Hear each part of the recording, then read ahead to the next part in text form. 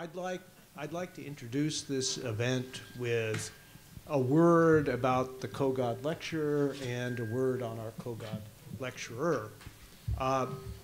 The Robert Kogod lecture has been a featured annual event at the Hartman Institute for many, many years.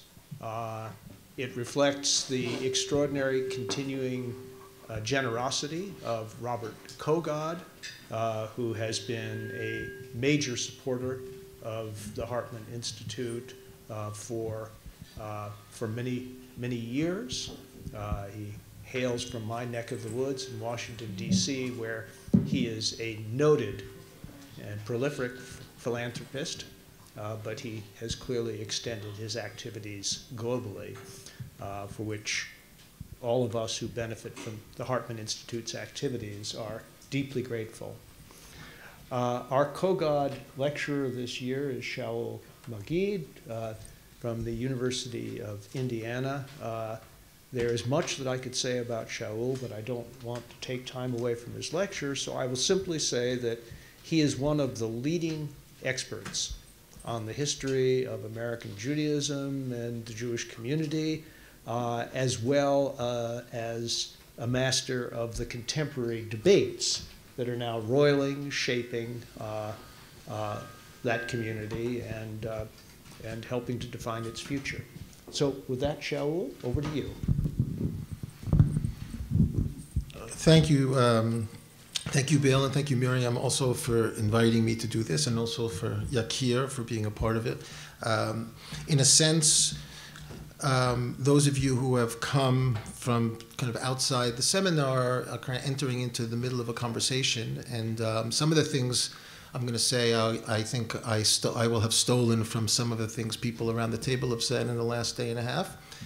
Some of the things I've changed because of things that have been said over the last day and a half, and I'll try to kind of bring everyone up to speed in terms of what the conversation is that we're having and the way I want to, or the intervention that I want to make. So the topic of the conference is Israeli attitudes towards the diaspora.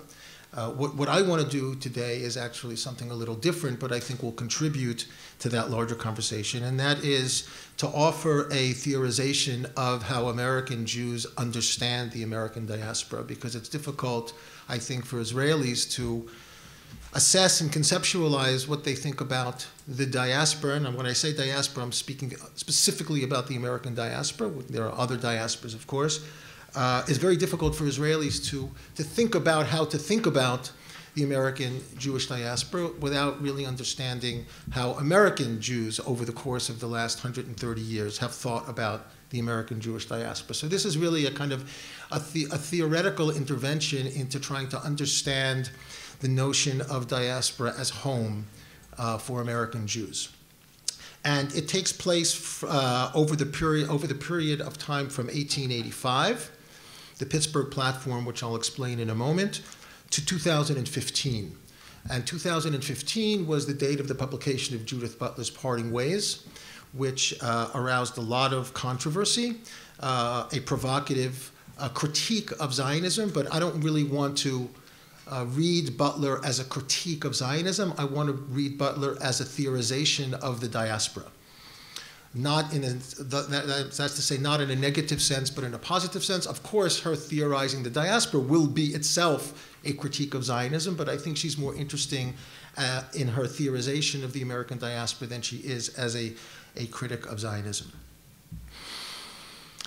Three preliminary remarks. Number one, I think that the dichotomy that one can understand in terms of how Americans understand the diaspora can be captured actually in two different sentences. One said by the sixth Lubavitcher Rebbe, Yosef Yitzhak Schneerson, when he first came to America in the early 1920s. And the second thing, the seventh Lubavitcher Rebbe, Menachem Mendel Schneerson, his son-in-law, sometime in the 1960s. When Yosef Yitzhak Schneerson came to the United States in the 1920s, and he was the first major Hasidic master to come to the United States. He came in the early 20s, and then he left, and he came back after the war. One of the first things he said when he got off the boat was, "America is no different." America nicht andere. It's not different. That the American diaspora is the same as all other diasporas, and he went about building institutions that he had already built in Russia. Sometime in the 1960s, the seventh Lubavitcher Rebbe, Menachem Mendel Schneerson, said, "America is different." And I think the entire institutional structure of contemporary Chabad Hasidism is built on that foundation. There is something different about the American diaspora than other diasporic experiences over the course of history. And I think that what they said in the 1920s and then in the 1960s, one can see as early as 1885, I think earlier than 1885, and I also think one can see in Judith Butler's Parting Ways. So that's number one.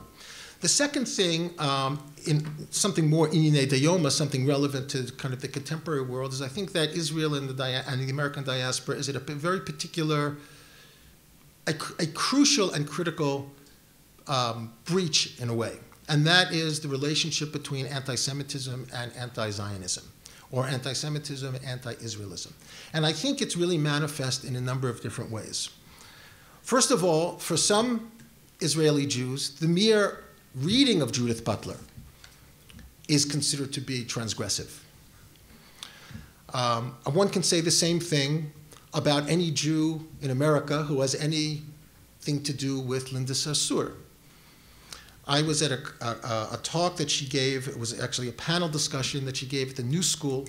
And one of the things she said was, which is kind of interesting to think about, I don't understand, the Jewish world has so many problems, and they're spending so much time with me. Why is everybody so freaked out about me? It's a good question. One can ask the same thing of Butler, especially when many American Jews or Israeli Jews don't seem to be bothered by Richard Spencer, the white nationalist, who calls his movement white Zionism. Somehow not so freaked out about Charlottesville. The Israeli government did not respond to Charlottesville in any way, and that was a real slap in the face to American Jews. In other words, Jews or non-Jews who are critical of Israel are deemed anti-Semitic or self-hating, and anti-Semites who are pro-Israel seem to get a pass. One can think about Hagee and Jeffrey's comments at the embassy, the choice to bring in these two people who, if you look around at what they wrote and what they said, whether you consider them anti-Semites, it's certainly afar d'antisemiyut. And yet, because they're pro-Israel, they get a pass. And I think that I think American Jews and Israeli Jews are struggling to make sense of the way in which some anti-Semites in America are pro-Israel, and some who I think are not anti-Semites are anti-Israel.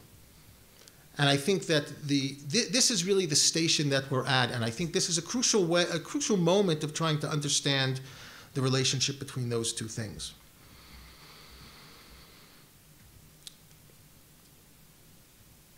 Reb Chaim Halberstam of Tzanz, the Tzanzer Rebbe, who was the author of the great Divrei Chaim, they once asked him what he thought about anti-Semitism. And his response was, "Aren't you glad all the bad people hate us?" In a sense, that's what I thought about when I listened to Hagee give his remarks at the embassy. I think it's a risky business to engage in that kind of partnership with people who have a history of saying things about Jews that would be called, in almost any other circumstance, anti-Semitism. I think the other thing that I want to say and then begin is that I think the biggest challenge to the vibrancy of American Judaism is, in some way, a vibrant, robust Israel. And I think that the biggest challenge to Israel is a vibrant and robust diaspora. Ben-Gurion knew that. He said that one of the biggest challenges of Zionism would be a vibrant and robust diaspora. And I think in a way that's really where we are. Two very vibrant and robust societies, communities that are diverging in many different ways. And what I want to do is I want to try to get a handle at how American Jews over the course of the last 130 years understood diaspora as home, which is a big challenge for the entire Zionist project. There are 5 moments that I want to rehearse here, or to use a kind of Christian metaphor from Jerusalem, there are 5 stations in this talk. The first one is the 1885 Pittsburgh Platform, and then the 1937 Columbus Platform, which were the 2 major platforms of classical Reform Judaism, one in 1885, one in 1937. The second station is Louis Brandeis's Americanism and Zionism, or Americanism as Zionism, or Zionism as Americanism. The third station is Hannah Arendt's 1959 essay, Reflections on Little Rock, which was her critique of the desegregation of Little Rock, Arkansas public schools. That was published in Dissent magazine. There's one particular thing that I want from that I think is useful. The fourth station is Butler's Parting Ways, and the fifth station really will be something from the first chapter of my book, American Judaism, which I'll have something to say about at the end. So I want to really start with Butler. First, I want to start with the Pittsburgh Platform. One of the interesting things about the Pittsburgh Platform is that it was written by one of the most prominent Judaic scholars of his generation, one of the most prominent rabbis of his generation, that most of you probably have never heard of, named Kaufman Kohler. Everyone in the room has probably heard of Solomon Schechter. Kaufman Kohler was Solomon Schechter's nemesis. He was the chancellor of the Hebrew Union College during its heyday in the late 19th and early 20th centuries. He was the editor of the Jewish Encyclopedia. He was one of the greatest scholars of early Christianity, Jew or non-Jew in his generation. He translated the Psalms for the 1917 JPS Tanakh, as well as authored a seminal work on early Judaism called The Church and the Synagogue, and yet he has been completely erased from the Jewish imagination. And the reason, I think, is because he wrote the 1885 Pittsburgh Platform. He was a vehement anti-Zionist. He thought that Zionism threatened the well-being of the Americanization project of Jews in the late 19th and early 20th centuries. So by beginning with the Pittsburgh Platform, it's to begin to say that the story of the diaspora as home for American Jews predates Zionism. The Dreyfus Affair will only be in 1891, the first Zionist Congress 1897, and yet Kohler understood in 1885 that something was happening, that there was the beginning of a coalescence of a Jewish national project that he felt was going to be threatening to the American Jewish project. And they stood in his mind as being contradictory. In this platform, there are a couple of snippets that I want to read, but before I get there, I want to jump to the 1970s. For those of you who live in the United States, certainly in New York City, know that the 1970s was a particularly difficult time for New York City. There was a lot of crime, there was a lot of poverty, and the city of New York decided to start a project, and the project was called the I Love New York Project. And the I Love New York Project produced bumper stickers and buttons and banners and, and a way of trying to bring New Yorkers together. So when the I Love New York campaign began, there were various knockoffs that different ethnic groups and different communities started to add on to the I Love New York motto. And the Jewish one was, I love New York, but Jerusalem is my home. It was all over. Drive through Brooklyn or Jewish neighborhoods in New York, bumper stickers all over. I don't think that people really even thought of how complicated and problematic that locution is. So, for example, if somebody is driving a car with an I Love New York bumper sticker and pulls up to a red light, and somebody pulls up next to him and opens the window and says the bumper sticker and says, "Go home." Would that be an anti-Semitic comment or not? Unclear. An alternative model of the diaspora to America. A Polish Holocaust survivor from the United States goes back after coming from Warsaw, survives the Holocaust, goes back to visit in the early 2000s. And he comes back and somebody says, "Well, what's different in Warsaw?"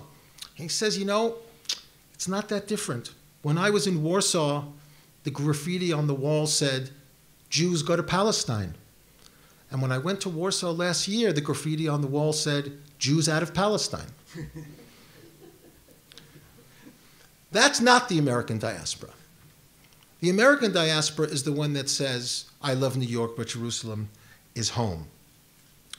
We can go and look at this notion of the difference in Mary Anton's 1912 book about her immigration to America called Promised Land, Hasia Diner's 2000 book about the history of Jews in America called A New Promised Land. These kinds of things are indicative of the way in which American Jews conceptualized America. And I think, although I want to start with the Pittsburgh Platform, it really starts with Washington's letter to the Jews of Newport in 1790. What Washington's letter did was subverted the famous locution of the French emancipation. When the Jews were emancipated from France, the motto was, "To the Jew everything, to the Jewish people nothing." What Washington did in 1790 is basically said, you, the Jewish people, are welcome here. Not as individuals, but as a people, with the right to flourish, to be able to build synagogues and communities, but there's a condition. The condition is you have to be fully part of the American project. You can't exclude yourself. You have to be fully American in order for the freedoms that we're giving you to function. And in large part, I think, Jews held up their side of the bargain, and I think America has held up its side of the bargain.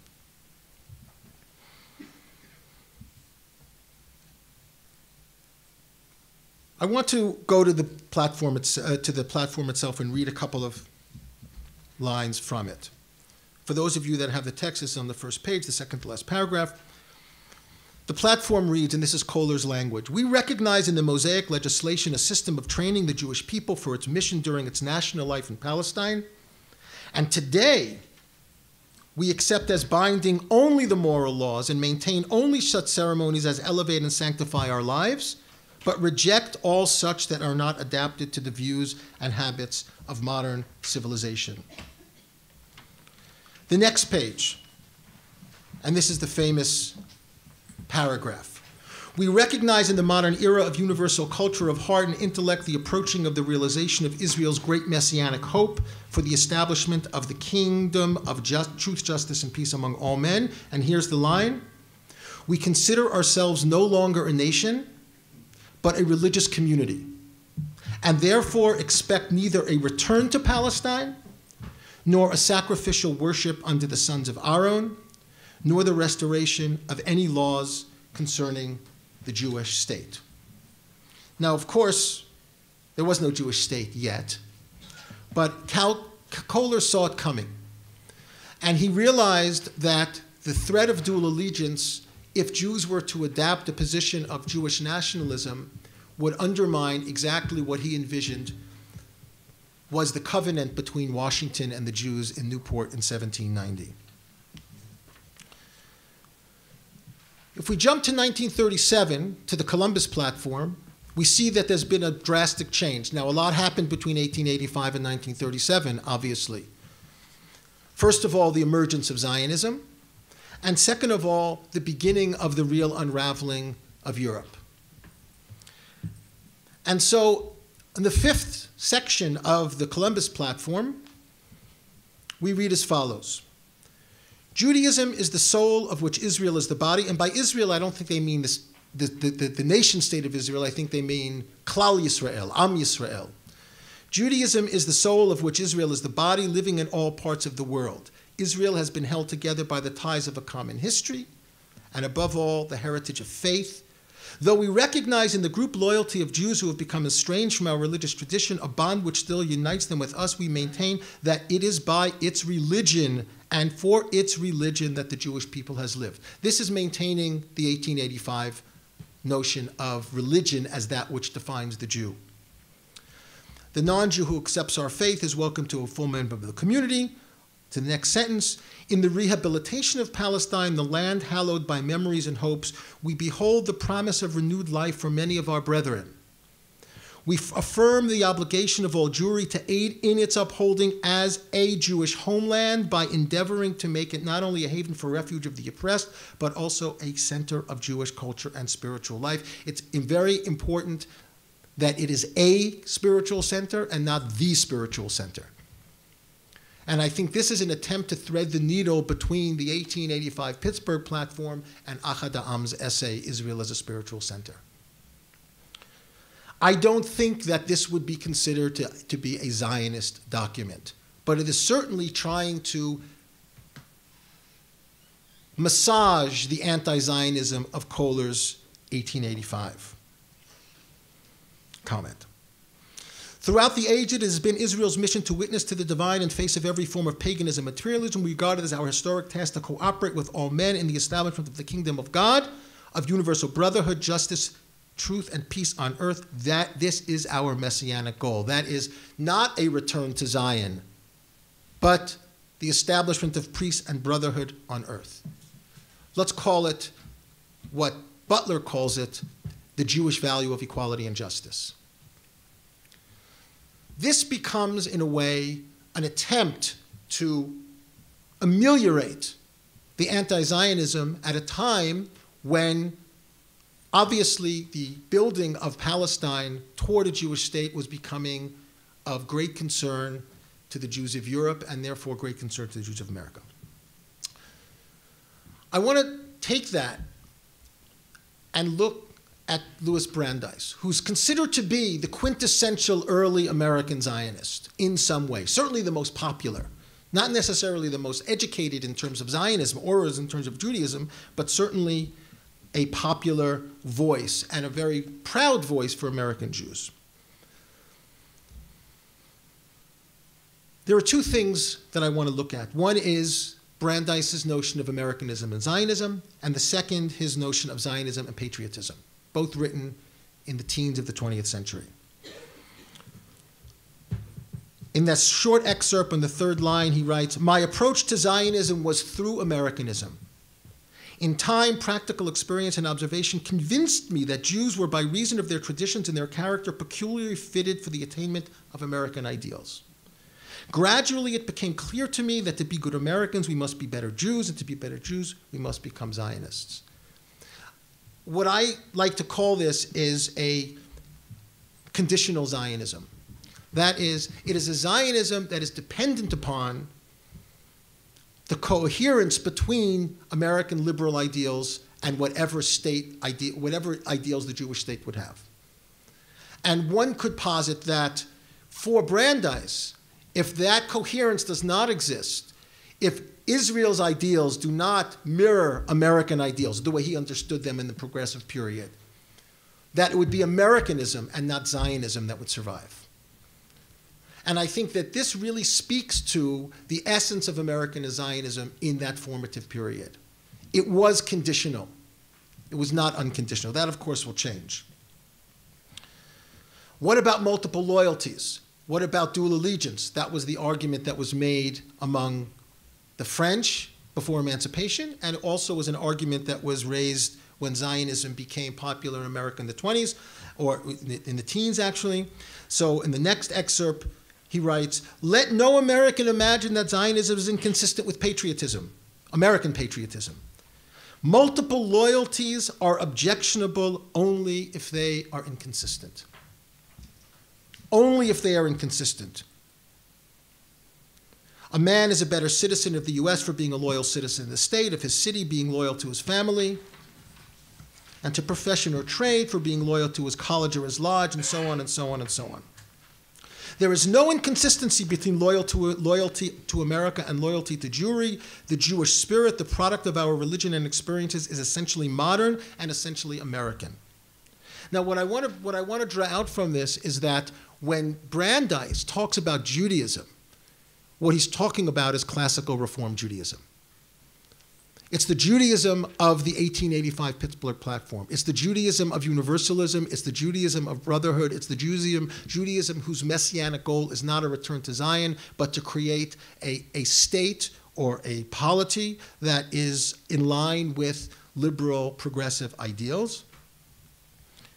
The Jewish spirit, so long preserved, the character developed by so many centuries of sacrifice, should be preserved and developed further, so that in America as elsewhere, the sons of the race may in a future live lives and do deeds worthy of their ancestors. I think what's important here, when I get it back to, is that what I think people fail to realize is that there's a very strong similarity between Judith Butler and Louis Brandeis. They both understand Judaism the same way. Judaism for Butler is a classical Reform Judaism.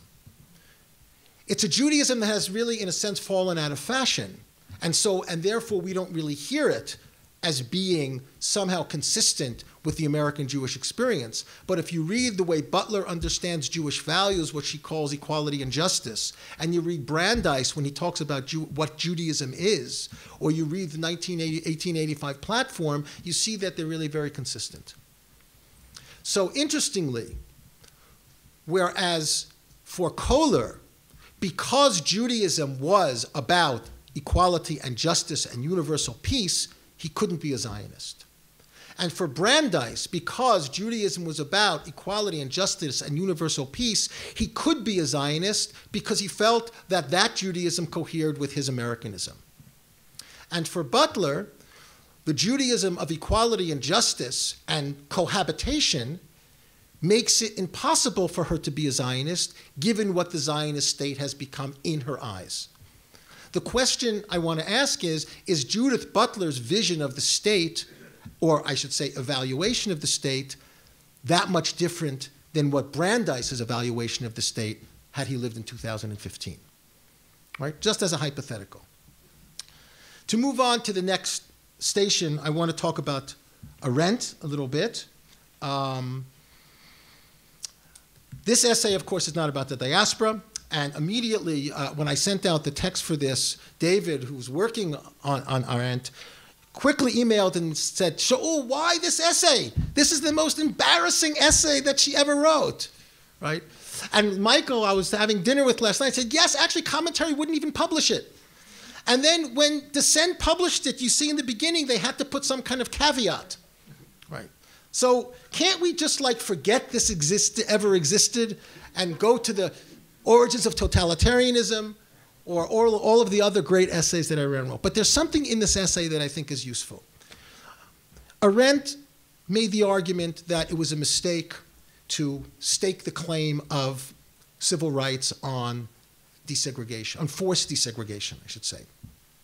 There are a lot of reasons that she gives. She thought that with miscegenation laws, with laws against black-white marriage is still in place, that was a better place to start. Many think that she was just kind of shaken by that iconic photograph of the young girl going into the school with it wasn't her father, it was actually her father's friend, to the jeers of white people standing outside screaming and yelling at her all of these racial epithets.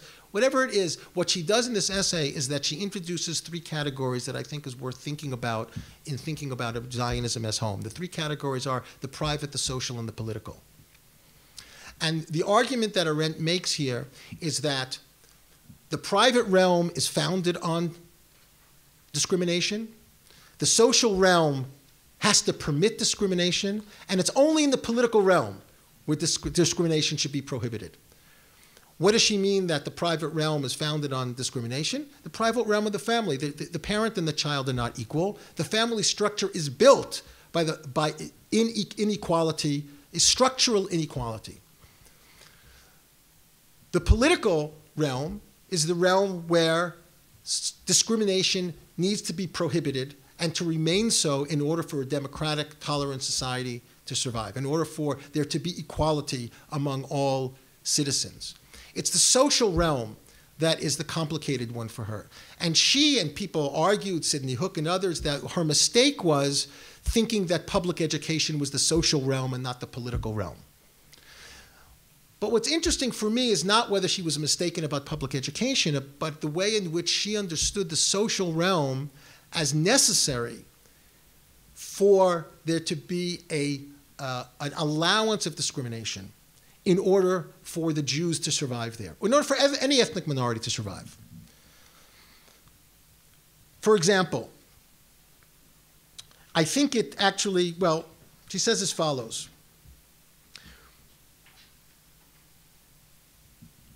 What matters here in the social realm, oh, I'm sorry. I'm not sure where this particular one is. Well, let's say, I think 51 is where the one I'll read, for example. In 51, she makes the following claim. And this is like a few lines down in that second paragraph. If as a Jew I wish to spend my vacation only in the company of Jews, I cannot reasonably see how anyone can prevent me from doing so. There cannot be a right to go into any hotel or recreation area or place of amusement because many of these are in the realm of the purely social, where the right to free association and therefore to discrimination has greater validity than the principle of equality.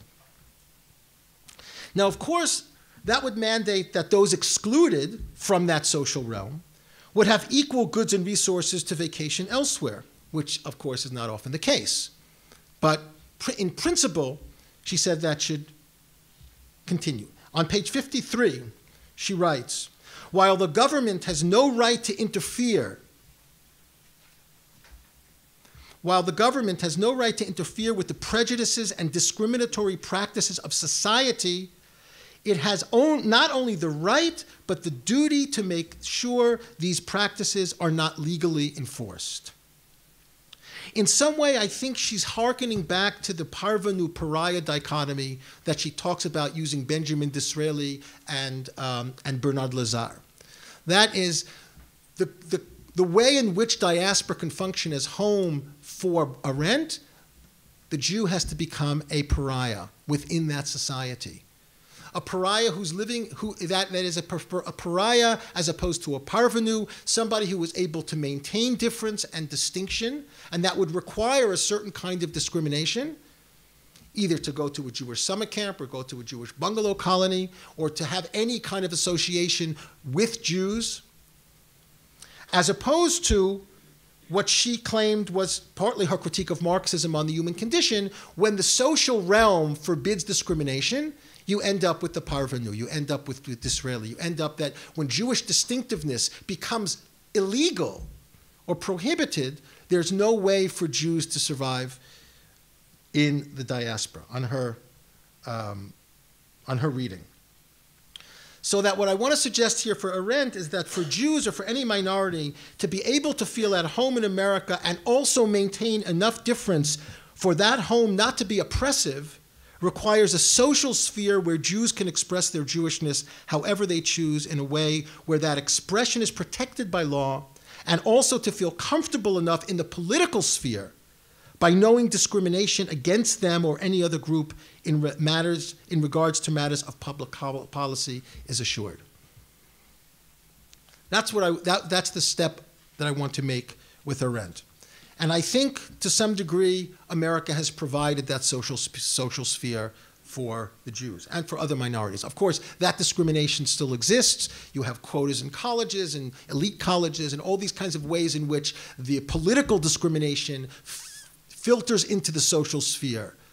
But she still claims that that social sphere has to be able to maintain some level of difference.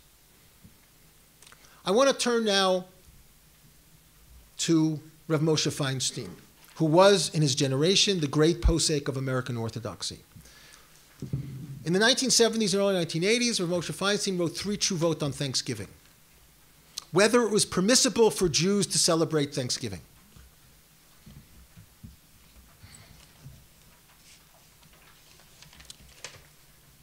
Thanksgiving, of course, is the quintessential American holiday of thanks for what America is. And one could ask, shouldn't it be something that every American should or certainly be permitted to recognize? That is, being a citizen of the state is a secular act, and thus recognizing the secular holidays attributed to that state would seem appropriate. In the end, Feinstein determines that one can celebrate Thanksgiving, but one is certainly not obligated to do so, as the obligation for him, halachically, has no teeth in the secular sphere. But what interests me is the struggle between the first tshuva and the second tshuva.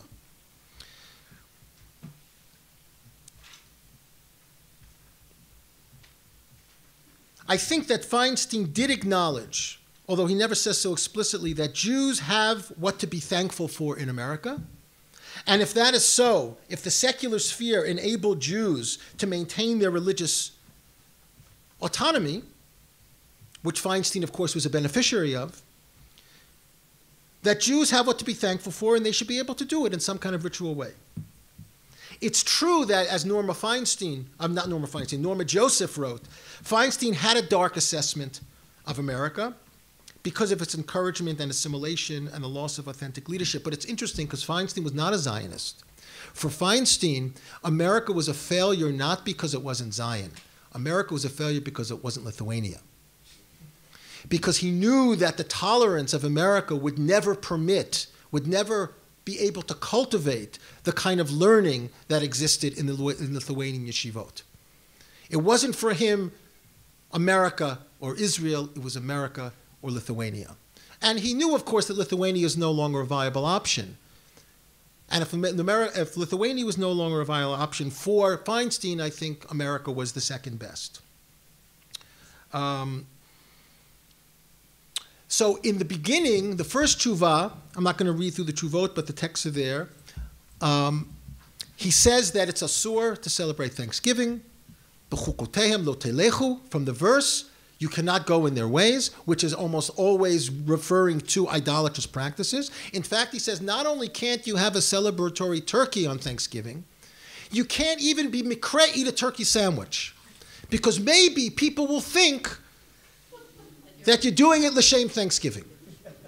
Right.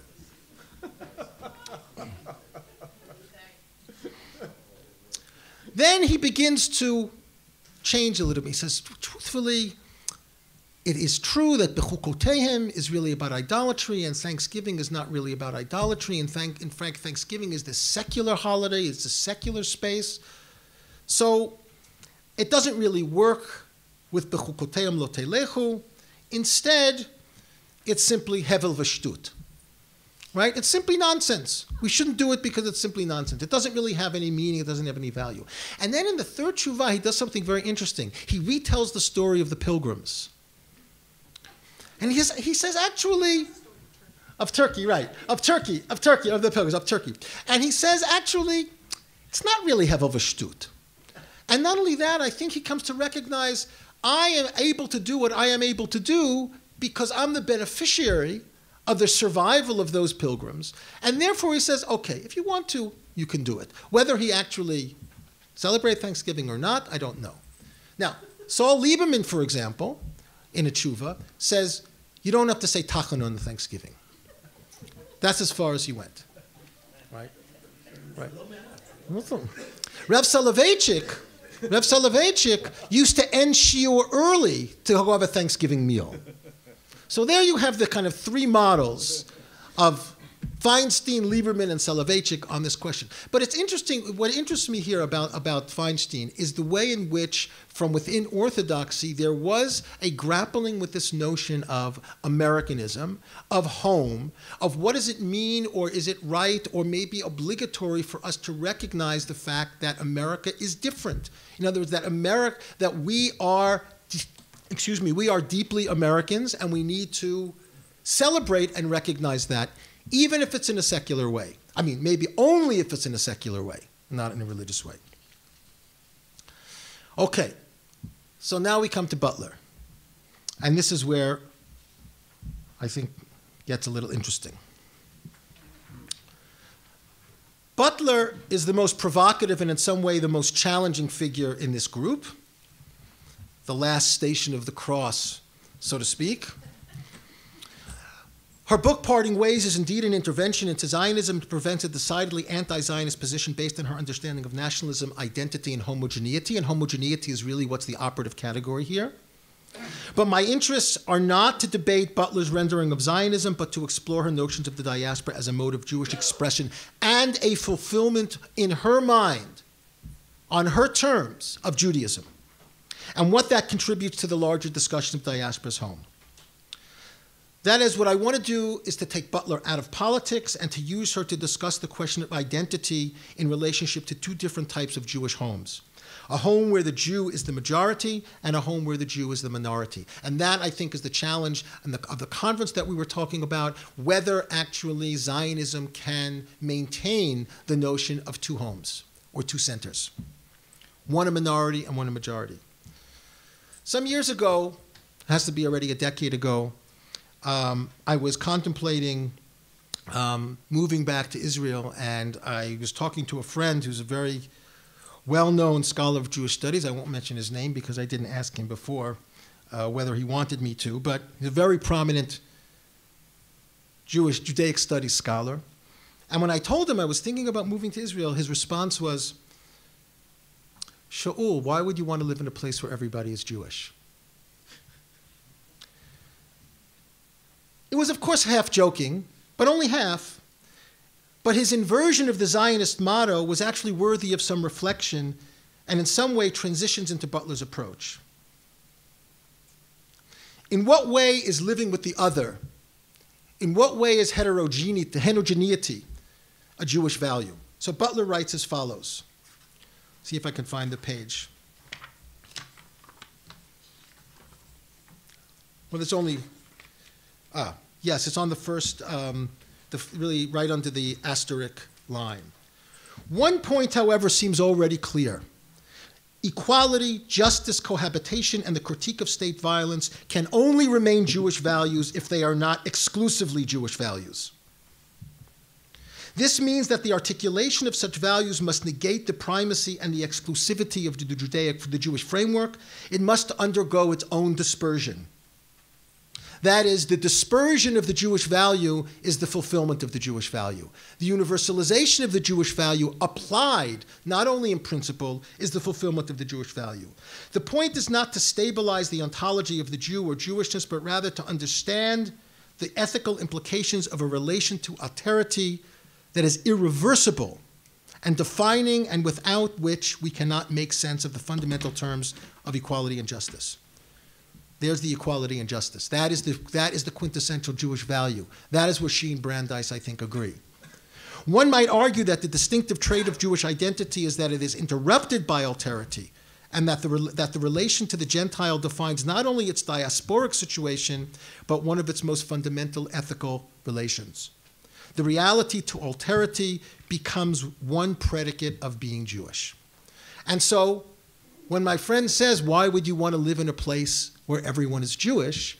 Of course, he didn't necessarily know this when he was saying it, but in a sense, he was articulating what Butler was saying, that living in a homogeneous world would make the fulfillment of the equality and justice all but impossible. She'll explain what that means in a moment. Now, of course, the notion of alterity is not new to the exilic experience. In fact, is part of it. But Butler is not writing from 19th century Poland, but 21st century America. She's not writing in 1937 when there's the aspiration of a Jewish humanitarian state. She's writing in 2015 where there's a 50-year occupation. America is different in this sense for Butler. Brandeis knew that as much as Butler did, and thus for Brandeis what made Zionism and Americanism so compatible was precisely that what Zionism represented for him, which was a progressive view of Judaism as ethical monotheism, is precisely what America embodies as well. Butler's rejection of Galut for Golah, and we'll remember that in Biltmore Conference in 1942, in May 1942, Ben-Gurion was trying to convince the American Zionists to get onto the statist bandwagon, and the deal he made with Jacob Blaustein and Stephen Wise is that Wise and Blaustein said, we will become statists on one condition, the term galut has to now become gola. You could not define us as living in exile, which Ben-Gurion agreed to.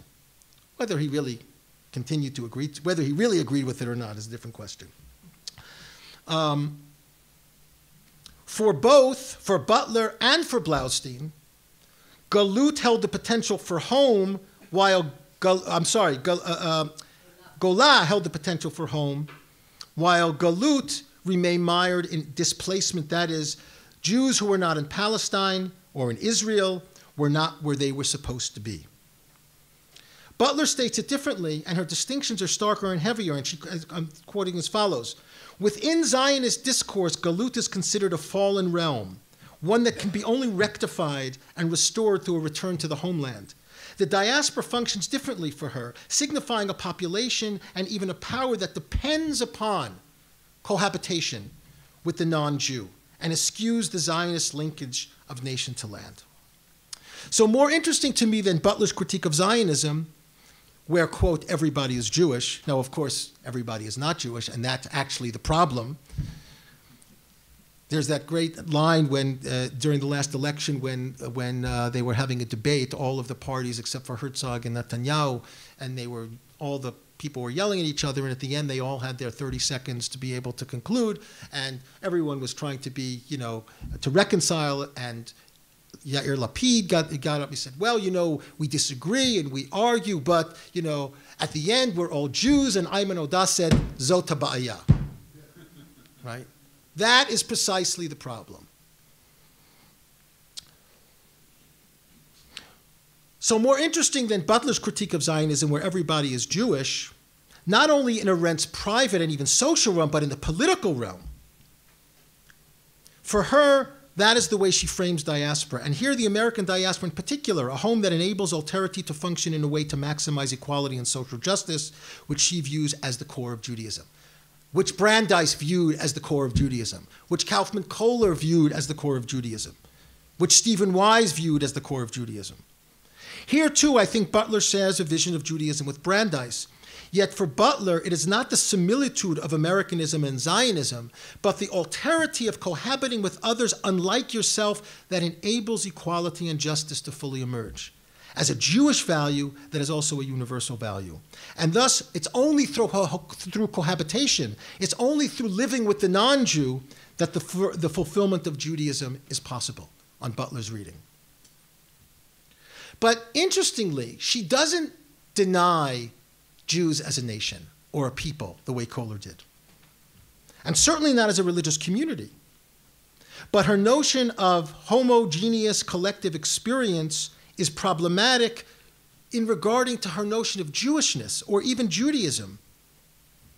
For her homogeneous Jewishness, and here I think her view resonates somewhat with Arendt, and of course Arendt is the central chapter of the book on Parting Ways, that what happens when the Jew becomes the power in the nation state, the other is oppressed rather than a positive and healthy form of alterity that generates equality and justice. Right? So that's the critique, the Zionist critique. But I think that the Zionist critique has to be seen in light of her theorization of the diaspora as the best way, not the only way, but the best way to fulfill Judaism. So by way of conclusion, I want to look a little bit at what I argued in the first chapter of American Post-Judaism, that American Jews today in the 21st century are expressing a Jewish home by way of opening the borders of Jewish community to the non-Jew in direct and more subtle ways. And this is something that Chris and I have been worked on for 2 years at the Hartman Institute in the US, this whole question of the Jew and non-Jew dichotomy as part of the Jewish diasporic home. There is probably not one, well, maybe not one, I'm sure there's one. There are not many non-Orthodox synagogues on any Shabbat morning in America where there is not at least a percentage of non-Jews. Non-Jews are now part of the American Jewish community.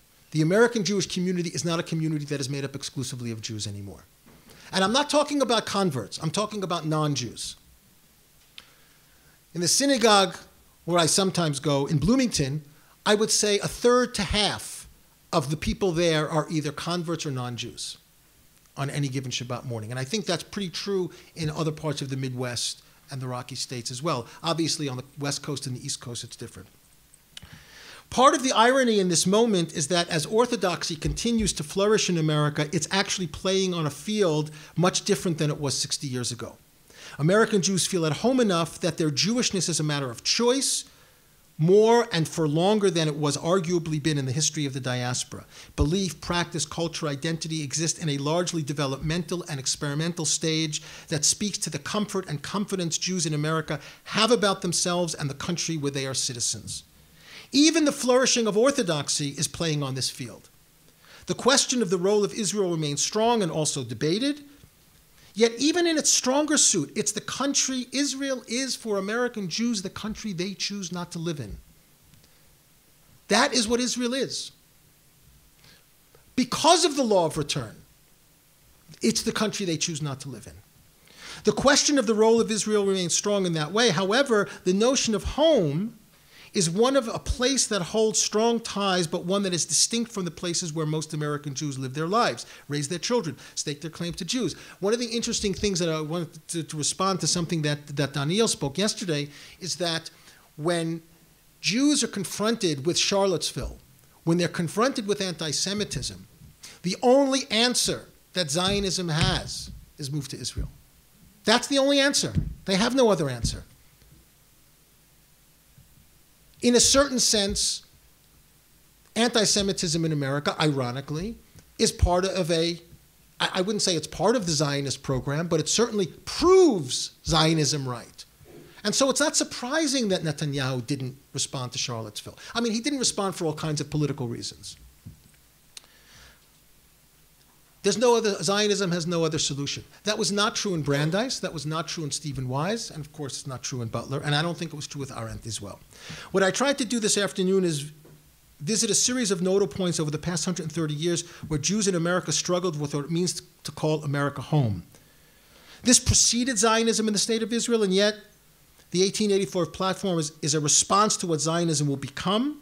The need to distinguish itself from Israel and Zionism, even denying the Jews as a nation in 1885, re-owning that designation in 1937, brought us backward a little bit to 1917, when Brandeis opted for a different alternative, not by denying the Jews as a nation, but identifying the core of Zionism and Americanism. But this required a very reform notion of Judaism, where those values were the centerpiece. And of course, that is the Judaism that Brandeis knew. Arendt offered us a category of the social sphere which permeates choices of difference, making home easier to swallow without becoming the parvenu she felt was diaspora's failed experiment. That was Disraeli.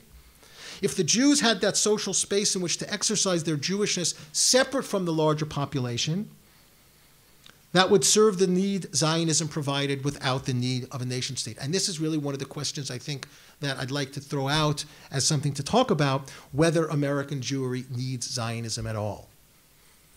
European Jewry certainly did. Other diasporas in the world certainly do. Whether America does or not, I think, is an open question. Now, whether one chooses Zionism or not is a different question as to whether American Jewry needs Zionism. Feinstein, of course, opened up another window in trying to cultivate the secular space of America within the sphere of Orthodox practice. But in a sense, for me, it all comes down to rereading a Butler on the notion of alterity, Jewishness, and cohabitation. In what I said earlier, Butler shares a lot with Brandeis, certainly the way both envision Judaism as about equality and justice, and much with Arendt in relation to the dangers of the nation state and ethnocentric ones. So setting aside parting ways as a critique of Zionism, I think it also offers us a vision of the American diaspora as a place through a healthy combination of alterity and legal protection, where Jews can live at home and still remain enough to sustain themselves. And it's this heterogeneous home, this living with the other, in Butler's view, that offers Jews the ability to fulfill aspects of Jewishness and Judaism that she feels would be more difficult in the homogeneous polity where Jews need to rule over others, even benevolently as part of their collective consciousness. So in the end, perhaps, while the Pittsburgh Platform, even with its 1937 revision, and Brandeis's conditional Zionism, is not as obsolete as we might think. Taking Butler seriously as a theoretician of the American diaspora, more than as a critic of Zionism, is one place that the two earlier expressions of Americanism remain operative.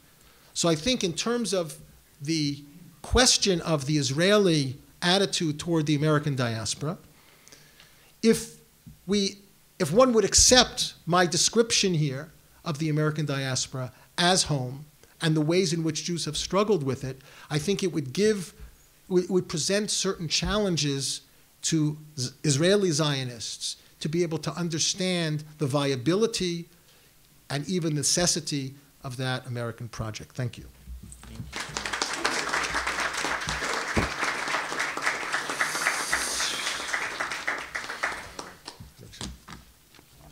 We will open it now to questions or to remarks. Yes, please, Judith. I guess 3 points to them very briefly. One, you're quoting your friend and saying, why would you want to live somewhere where everyone is Jewish? I can't be the only one who may have thought, well, not everyone is Jewish. No, well, the problem, right? Yeah. Yes. So, I mean, but it's a little offensive even to let that go, I think. No, you're 100% right. Although I will say that one of the things that I noticed, teaching Jewish studies in the diaspora and coming to conferences in Israel, one of the things that I noticed, and I noticed it specifically a couple of years ago, I was at Van Leer at a conference in Nachman of Bratslav. And one of the things one notices at a Jewish studies conference in Israel is the reflexive collective we. That is just a given, which, coming from where I'm coming from, is very dissonant, because when you go to a conference in America, in any subject, there is no real collective we in that sense. The very notion that we are all, it's kind of Yair Lapid's comment, we may disagree, but we're all Jews. And that collective we is that even though you're right, that 20% of the country is not Jewish, the experience of Jewish Israelis, by and large, and of course there are many exceptions, and Tamar spoke of all the exceptions in her community, but by and large the experience is of this collective we. Right. That may be, but yeah. So not everyone is Jewish, and people are Jewish in such different ways that one might feel just as alienated from other people who call themselves Jewish as from some who don't call themselves Jewish. Second, when you put it, I would say it's pretty clear that American Jews don't need Israel, and maybe that, I don't know if Israelis should be offended by that, because it means that when American Jews go to Israel, they go by choice, not because they have to, but because they choose to, and that's something one might be pleased about. Other people may disagree. Third, just on the Arendt's distinction between the private, the social, and the public, and I know this wasn't primarily your subject, but her mistake in that article seems to be to think that public education is in the realm of the social rather than the political. But it seems to me that many of our current debates, we usually have this dual distinction, the private and the public, and the question, and what she's calling the social kind of splits the difference, but some of what she's talking about is the public, and maybe some of it is the private, but exactly where to draw that line, and you could take the masterpiece case as a perfect example of the difficulty sometimes of drawing that line, and I assume there are many Israeli examples also that would be important here. Yes, no, thank you. Yes. Yeah, sure. Stephen, please. Shaul, first let me just say, I think it was a brilliant descriptive, I loved your 5 stations analogy, really, really great. I am, however, one of those people who has an allergy about Judith Butler. So let me put my... Surprised about that. Maybe, I agree that it may be that she uses words that are very similar to Brandeis, and you might say classic Reform Judaism. It's language of equality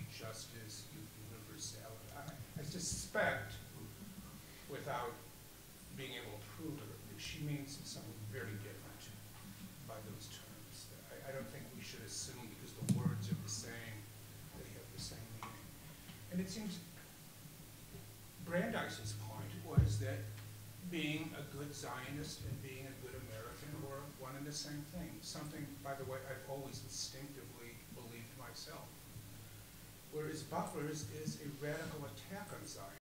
So it seems to me, how can they be saying the same thing? It just seems very, very different.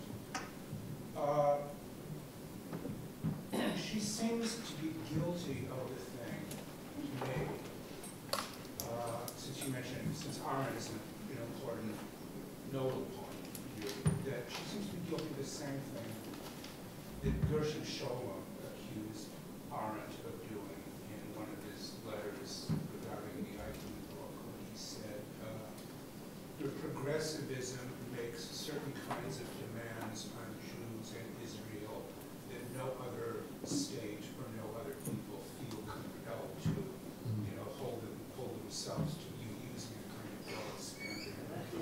And it seems to me this is exactly what Butler does. She appeals to a kind of high-minded moralism. She turns Judaism, like one of her view, into this kind of high-minded moralism, universalism and idealism. And yes, it appeals to a kind of Jewish sentimentality and a Jewish high-mindedness. But it's ultimately trying to twist Judaism into making it consistent with a set of radical, progressive demands and ideals, which again I think are quite different from the kind of thing that Brandeis held in 1915 and 2015, maybe very different. It just seems to me this is not a way that any Jew wants to go, in my view. Just my view. Thank you. Just a quick initial comment about Malcolm Kohler. I thought your list of how distinguished he was fabulous. And I know the name extremely well, and I know some of his work, but I had no idea of the range of his scholarship. The only point I want to make is I don't think, and I think your proposal that it may be the platform that he raised it, but the question of, I think it would be misleading, maybe you didn't mean to suggest this, that it was the anti-Zionism of the platform that he raised it. I think it was much more the universalism and the reduction of Judaism to universal moral imperative than the anti-Zionism. Right. But the question I want to pose is, you made it provocative, you raised a provocative question about do Americans need Israel, but need is awfully vague and perhaps ambiguous as well. I wonder if you could say a little more about the different forms of need that might underlie that question. So we'll take one more and then Shaul and then we'll take Yeah, sure. Sure. And Michael. Yeah, that was great. Thank you. It's hard to know where to begin. My question, though, sort of, is really one that I think has haunted American Jews and American Judaism, which is this question of group identity. And Brandeis poses it well, right? Where he's entering in a moment where I forget what the term was or when it was introduced, but he says at some point in his various speeches that it's okay to be a hyphenated identity, that you can actually be Jewish and American, and that there are ways in which you can blur these things that weren't permissible before. And he points to, as you did, sort of certain sets of values: equality, universality, justice, and so forth. The counter move, though, to Brandeis and others who've actually sort of wanted to rest being Jewish and Judaism on those values, is that it's an impoverished Judaism and it's an impoverished sense of Jewish identity. And it's one that will ultimately lead to, in terms of its own universalism, really assimilation. It becomes watered down to the point where it really becomes impossible to maintain that group identity, because there is no way to maintain a group if, in fact, there is a kind of radical universalism and cosmopolitanism. And so I'm kind of wondering then how it is that you yourself, as you wrestle with these issues, what you think are does it take more than universalism and injustice and equality and these kinds of values to maintain a Jewish identity in the American diaspora?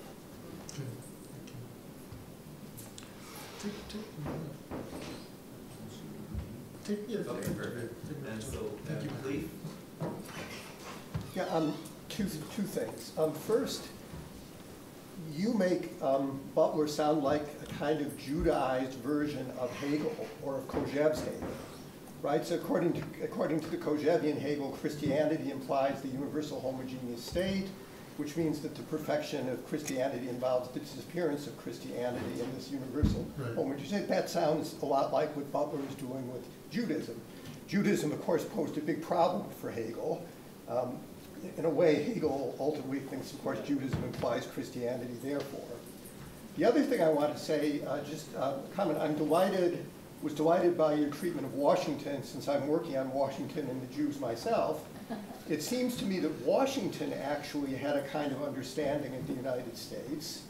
Washington was a much deeper thinker than he's generally given credit for, because he was a deep thinker who went to great pains not to show that he was a deep thinker.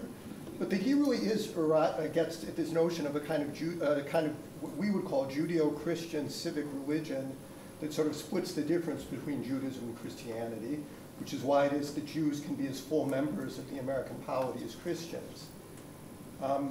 I don't think he ever read Spinoza. English was the only language that he knew. He was a voracious reader. But I'm struck by the extent to which Washington actually anticipates the Reformed Jewish civic vision of America in a way, and that his embrace of the different Jewish communities signifies this. His embrace of the Jewish communities is quite extraordinary, I think. Yes. Yeah. Yes. Yeah. So we'll do Lee and then yeah, thanks. I tremendously enjoyed this. I thought, I suppose contrary to Stephen, I thought that rehabilitating, so to speak, Butler's relevance to some crowds by showing that her relation to Zionism and Judaism is not unlike Brandeis is very important and convincing to me personally. I mentioned to you that even I am often offended by Butler. So. No, I know that. I felt I was in a lot of trouble at that moment. That was successful. And I thought that the only reason to go to argue, as Stephen was, that basically Butler is a Straussian, right? Speaking some language but not meaning it, something like that, is this unconditional fallacy, right? Brandeis' Zionism was not unconditional. If we come from an unconditional perspective to Zionism, then we really have to then also interpret things differently. But speaking about this unconditional nature of Zionism, seems to me that today, at least my neighbors in Brooklyn and other places, are as unconditional in their Zionism as unconditional can be. It's a golden cow, really. It's a form of religion, that's the way I see it. But this introduces a twist on Brandeis' position on the dual loyalty question, which is a very painful question, should be. And I wanted to press that a little bit harder and see how you relate to that. Brandeis' position, I take it, is really untenable. It's a hopeless argument, right? The argument, as you read it, was there's no problem with dual loyalty because there's only a problem if a conflict exists. I take that to be begging the question hopelessly. Obviously, there's only a problem of dual loyalty when a conflict exists. And the conflict exists, and it can exist on two levels. It can exist on the level of actual politics, from the Iran deal to much worse conflicts of interest, if there are conflicts of interest there. That's a matter of political judgment. And the conflict of interest can exist on the level of interpretation of human rights, civil rights, and so on. So what are we going to do about that? First question. The second will be, you insisted on saying,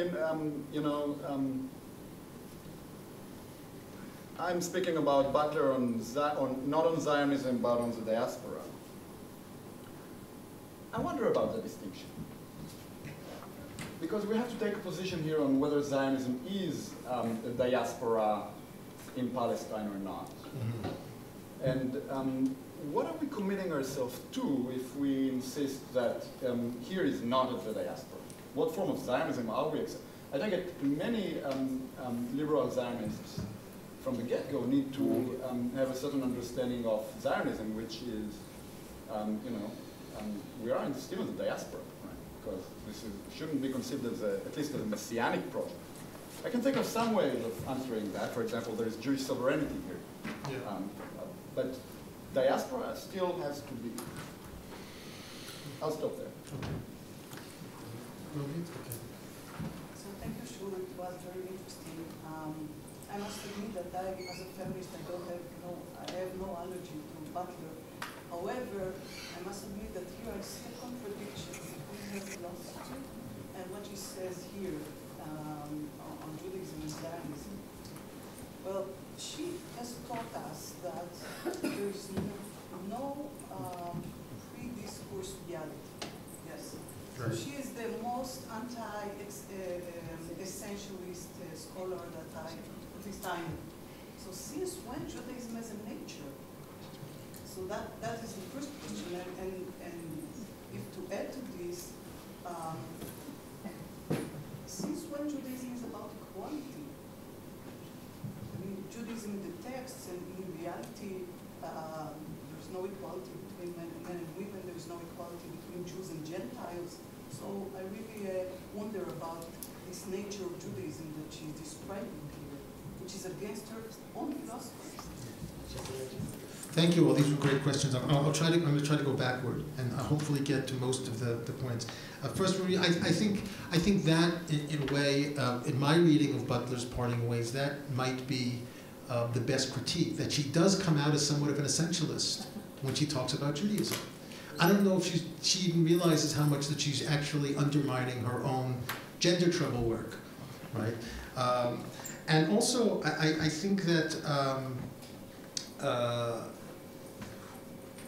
what she means by justice and equality, I think, is political justice and equality. But again, she's not denying that the gender question. And here, I think you're also right.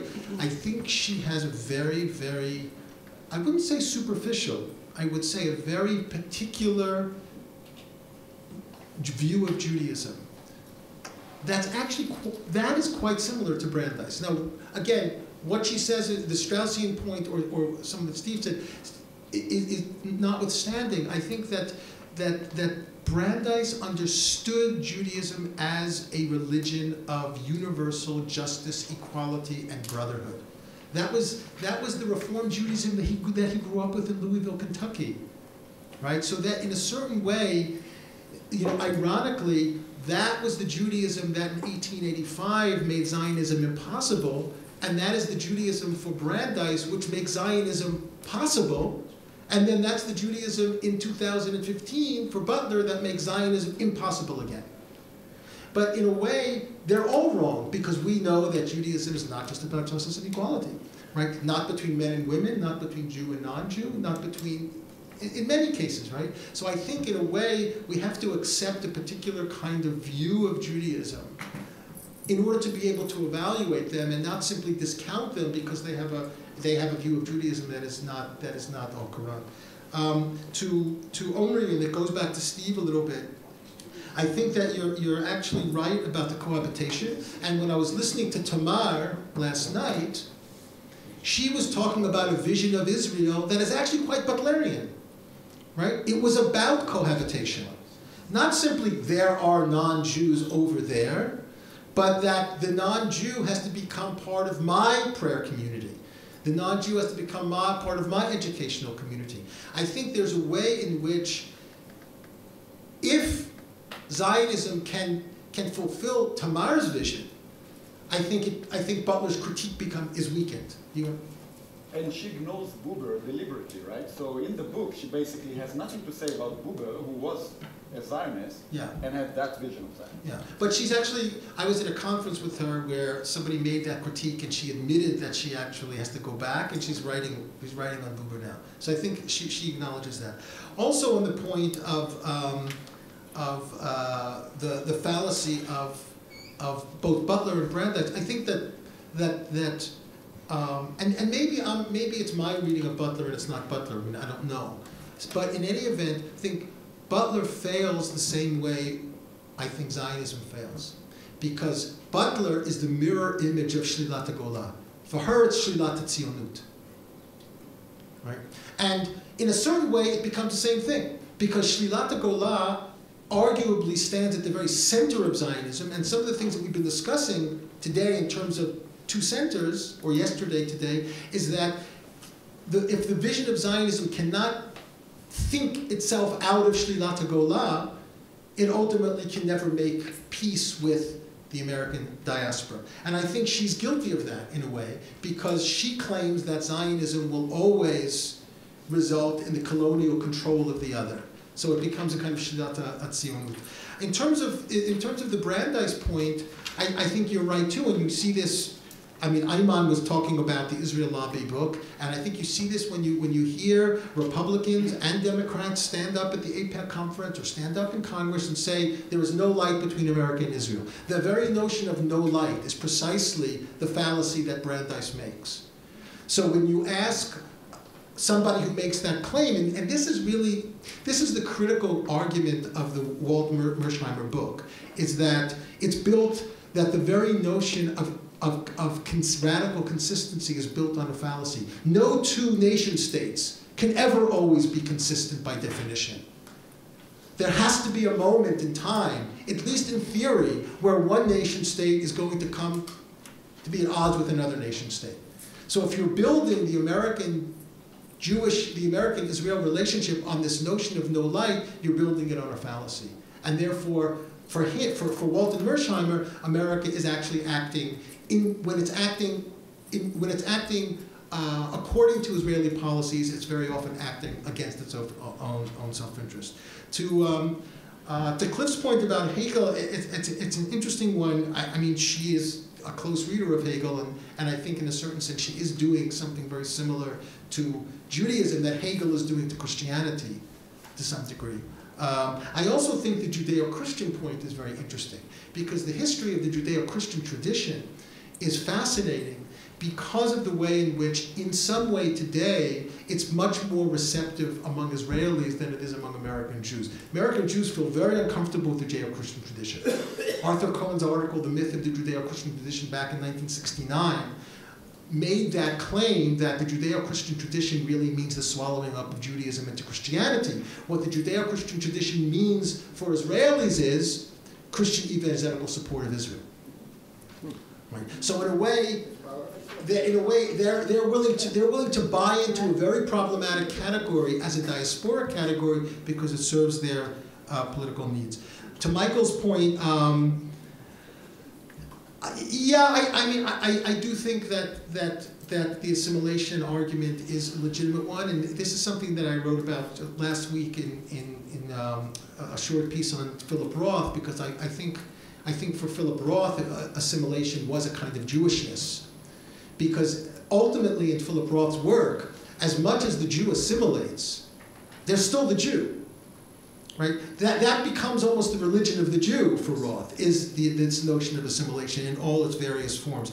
I agree with you. I think that it doesn't really exist anymore. We have to remember, we're talking about the progressive era, we're talking about Americanization, we're talking about a whole other American program than we are in 2018, on the end of multiculturalism into kind of notions of pro-ethnicity. But I do think the assimilation universalism categories, although they can't function anymore the way they did in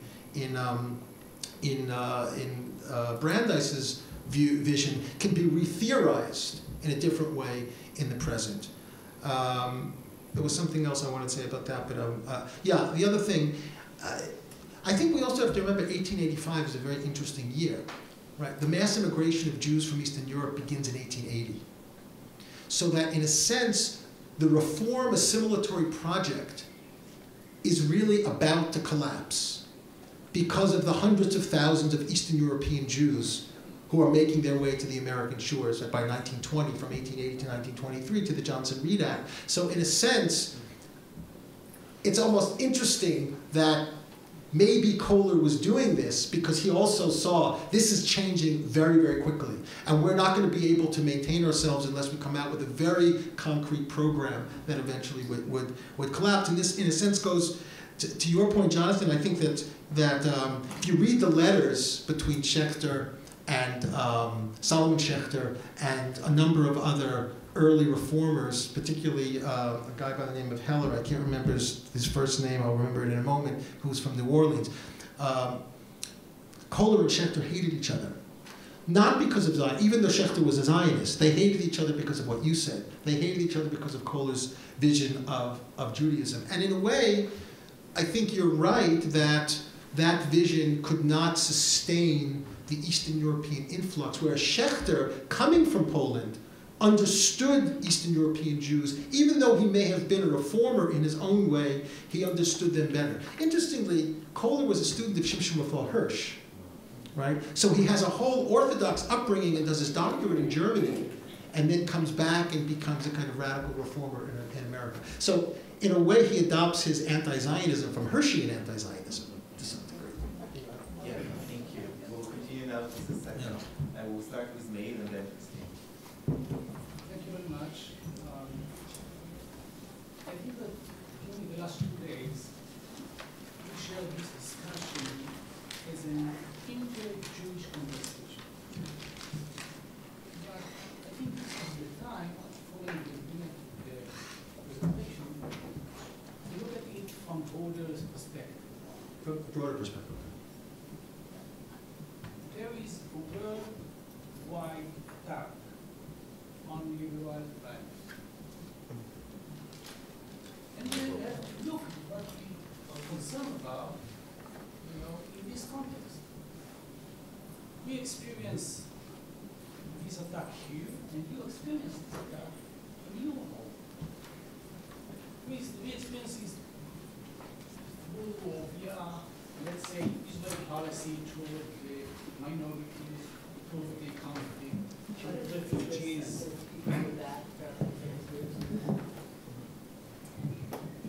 And so on and so forth. And you experience it your home, because we're talking about nationalists, okay? 16 million Americans voted for let America be great again. What does it mean? Is it the same?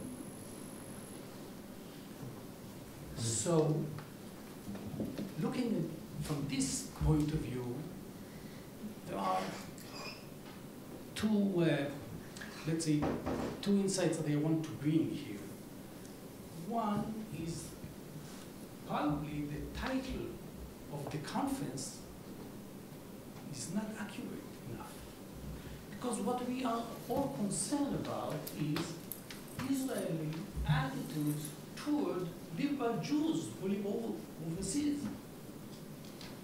Not about the diaspora. This is what we are concerned about.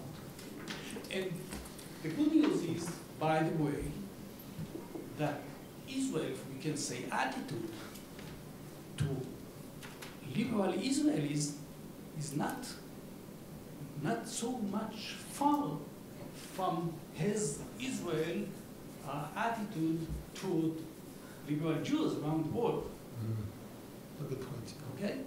Because, and what happened here that liberal Israelis, liberal American Jews sitting together and thinking about the increasing gap between the communities. But those who are part of the increasing gap, meaning those who are not non-liberal liberals, they are not represented here. We don't hear their voices. And we have, in order to understand the gap, we have to look, why so many people in your place and in our place feel that liberal values are not working for them. So I think this is a crucial question here. Very important, yeah. But what I want to say is, coming back to the inter-Jewish discussion, we are not, there is a Jewish war here, not just a worldwide war. The Jewish war is the formation of the future Judaism. Because the Jewish sources became a platform for those attacks in the Jewish scene. and we look here in Israel, those who are attacking liberal values, they use the Jewish tradition, the Jewish sources as means in this war. And we know that we can find whatever we like in the Jewish sources. Liberal values as well as non-liberal values. So this is our challenge as a Jewish discussion, but we have to look at it in the context. Thank you.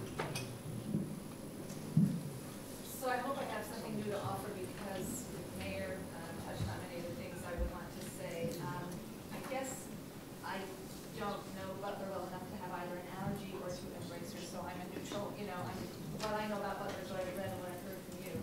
But I'm wondering if she's trying to kind of break the logjam and offer something new. And I say it for this reason. Just as Mayor was talking about the war going on, if you will, over the soul of Judaism. What is Judaism? We all know that the sources represent Judaism in a variety of ways. There are certainly the tribal and the particular, to use Michael's terms from yesterday. There's certainly elements that are building on brotherhood and universalism. It's all there.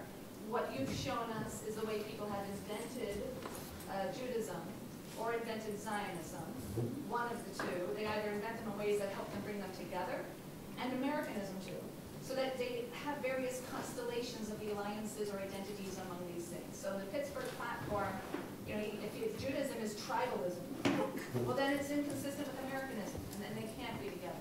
Brandeis comes along and he does a Philo, right? So yeah. I read Brandeis, I thought I'm back in my world. This is Philo. Absolutely, the Torah of Moses is the divine law of the Stoics. They're one and the same. How could you think they aren't exactly the same? They're universal truth and immutable and so on. So that's Brandeis, right? And so he reinvents Judaism to give us a universal brotherhood, which then matches American values, and I'm fine. And Arendt, it seems to me, is offering a corrective to those two views, saying just hold up a little bit.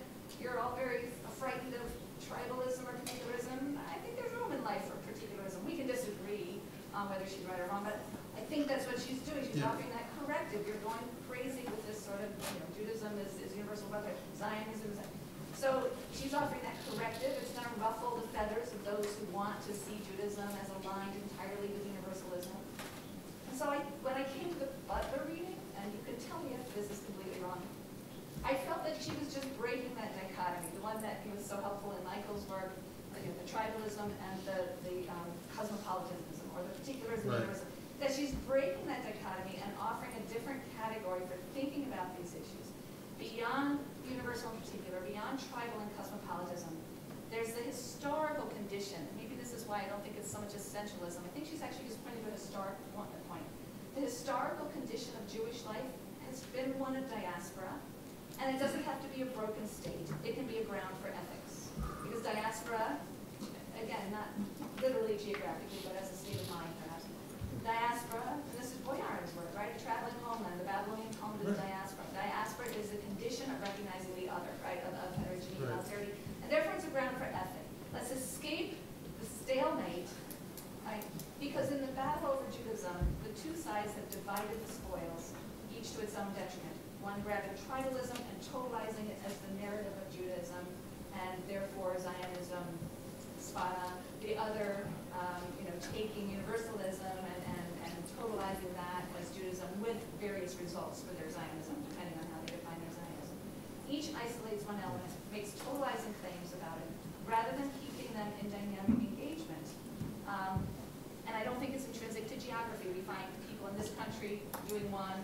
We have enclaves in America who have their tribal, I know plenty of Orthodox Jews who really have no social, no friends who are not Jews and so on, right? So it's not confined to geography, but these two approaches, they might be a heavier preponderance of one in one side of the Atlantic than the other. But these are two approaches, and breaking that logjam by refusing the totalizing claims and insisting that they need one another and that they have got to honestly accept the other's position as a subject position, that they can't simply dismiss anymore. They can't make totalizing claims. Right. And I think that might be what Butler is offering. Right. Thank you. Thank you. So I want to give to some of our guests, please just say your first name and ask the question. Yeah, Lewis. Yes, we know each other. Yeah. Virtually. Yeah.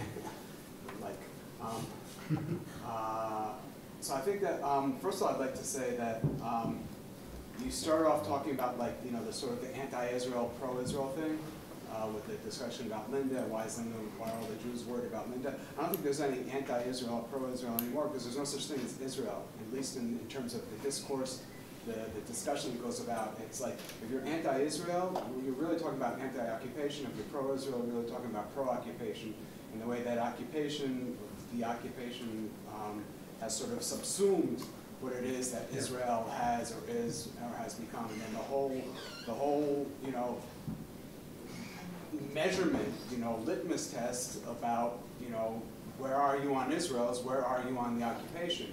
So I mean, you know, I've been called a non-Jew in name only, a non-self-hating Jew, and all that sort of stuff from my activism against the occupation for human rights and that sort of thing. Fine, live with it. I think that coming back to the heart of your discussion about diaspora is home. If it's home, that means that there's no more diaspora. And we don't really need to really worry or be concerned about the word diaspora anymore. Just like I don't think we really need to worry or be concerned about Zionism anymore. I would think that since living here since 1995, I've almost become divested of my Judaism, and I've gotten past Zionism.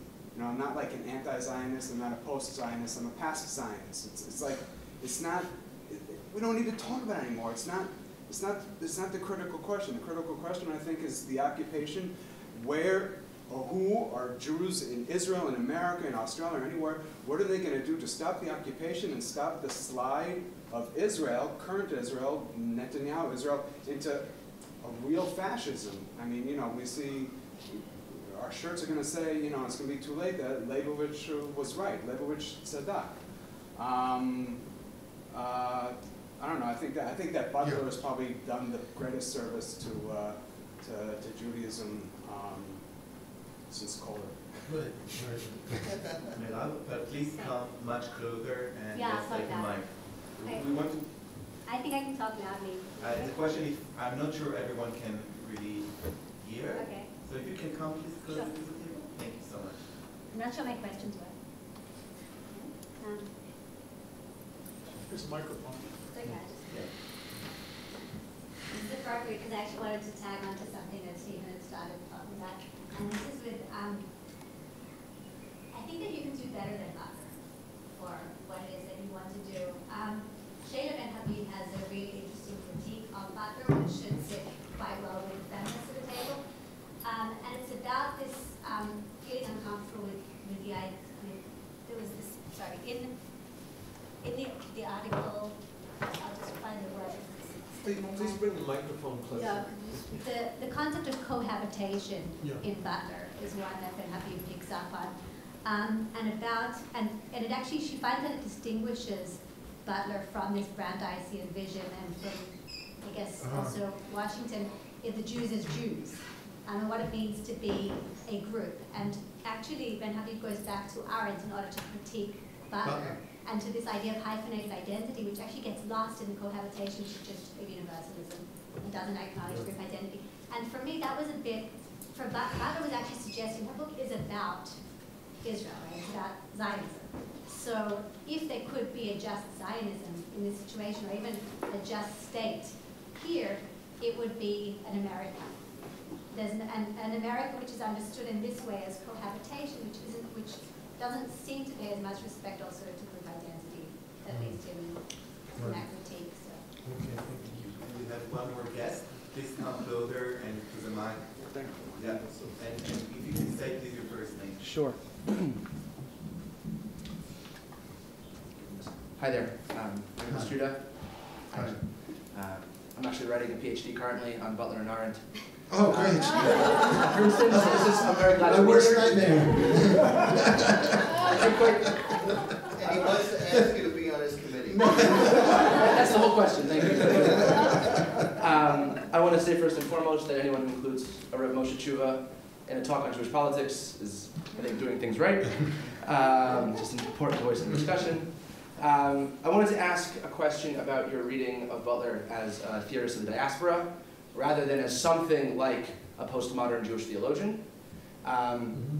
It seems to me as follows, that rather than the ethics of Jewish alterity having its sort of optimal site for instantiation in the North American diaspora, Butler actually latches on to Israel-Palestine as the site for an ethics of alterity, as the place where she would most like to see her chosen Jewish ethics flourish. Right. This makes her just like almost every other Jew, like, I don't remember your name, Lewis, who is saying that Jews from everywhere need to unite on one, on a certain ethical mission. So too for Butler. She collapses the ethical assessment of American Jews and Israeli Jews into one ethical assessment, which is not unusual on the left, which is essentially to say that Israelis that are partaking in more or less direct ways in the occupation are essentially on the same ethical plane as Jewish Americans that are complicit by virtue of their participation in X or Y Jewish establishments like the Federation or whatever that doesn't rebuke the occupation strongly enough. So what I want to ask is, does anything actually make the American or any other diaspora special for Butler? Or is she much like many other Jewish thinkers and writers that essentially see a single Jewish polity with many fragmented concerns, but ultimately one set of concerns, which I think goes to a point that was said earlier, that the diaspora has come to Israel, and Israel has come to the diaspora. Say more, but I leave off there. Thank you.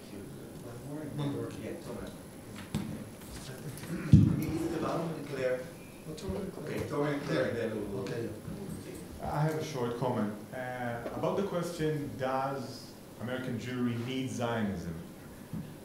I would just to make an observation. The subject of Israel today, as we all know probably, in the United States has been so contested and inflammable that it's almost impossible to speak about in many communities.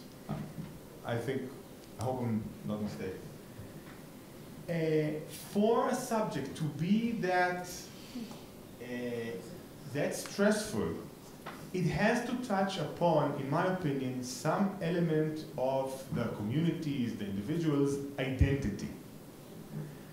It is not possible, I think, for this to be just a political discussion or a moral discussion in which either side has different opinions and we're not getting along, so let's just forget about it. No, something there touches the deepest point in people's self-understanding, self-conception. And that is why I think the question, does the American Jewry need Zionism or not? I mean, I don't know if it needs, but obviously it is part of its life in a very fundamental way. So yes, if you could comment on that, I would be happy, because and try to explain what exactly this discussion touches, what it endangers for it to be so dangerous. Okay, that's good. Claire? Okay. Maybe we can bring to Claire's microphone. I want to make sure that we all hear mostly each other. Yes.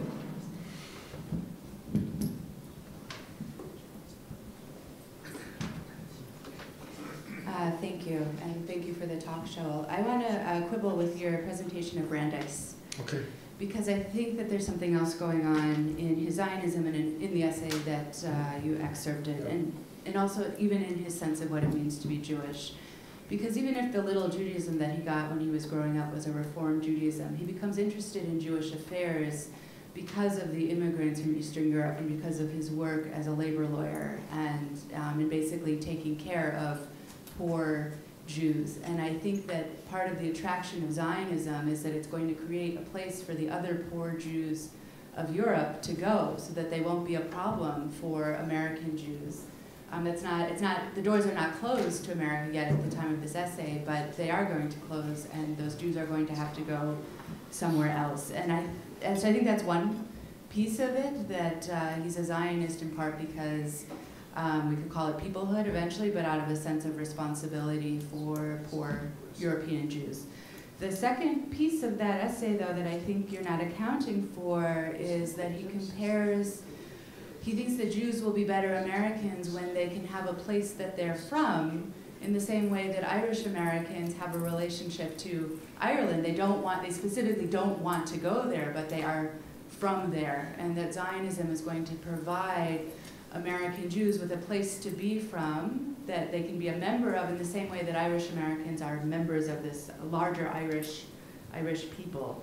And that's really sets him very far apart from Butler. And Stephen, when we quoted Shalom about Arendt, I thought it was going to be the line that she has no sense of Avad Yisrael, which Butler also lacks. And I would say that, to go back to Brandeis just for a moment, that I think there's a direct comparison between his sense that it will be good for American Jews to be from a place that they don't want to go to is just like Herzl, in his sense that there will be no more anti-Semitism in Europe once there's a Jewish homeland, because for the Jews who stay in Europe and don't go there, everyone will understand now what they're doing here. They'll no longer be, to bring in from somebody else, I think from Pittsburgh, they'll no longer be a ghost people. They'll be explainable.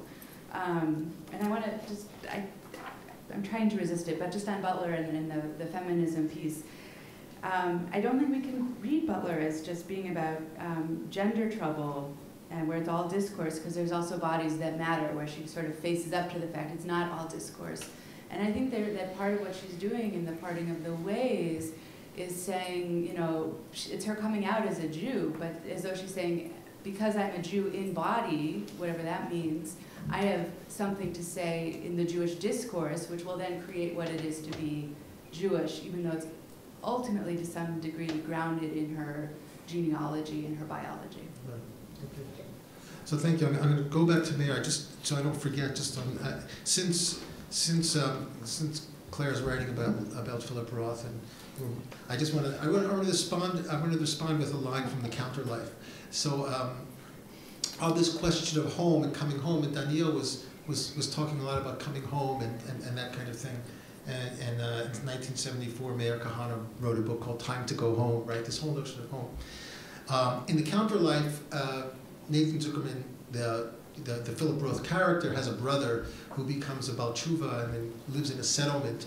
And he's trying to convince Zuckerman, Roth himself, come to Israel, and he's saying, come home, come home, come home. And Roth responds, but our family's from Bialystok, not Haifa.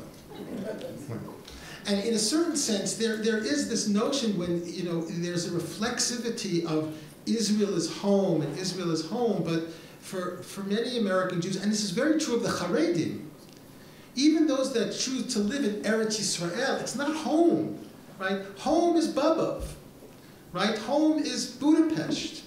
Right, that they keep those customs and those names. Eretz Yisrael is Eretz HaKodesh. It's something else. But I think that in a lot of ways you're right in the sense of this no reflexivity to home. And I personally made Aliyah because I thought I was going home too, and it became a home for me. But the truth is, for most American Jews, Israel is not home. Home is America or Bialystok or some other place where they're from.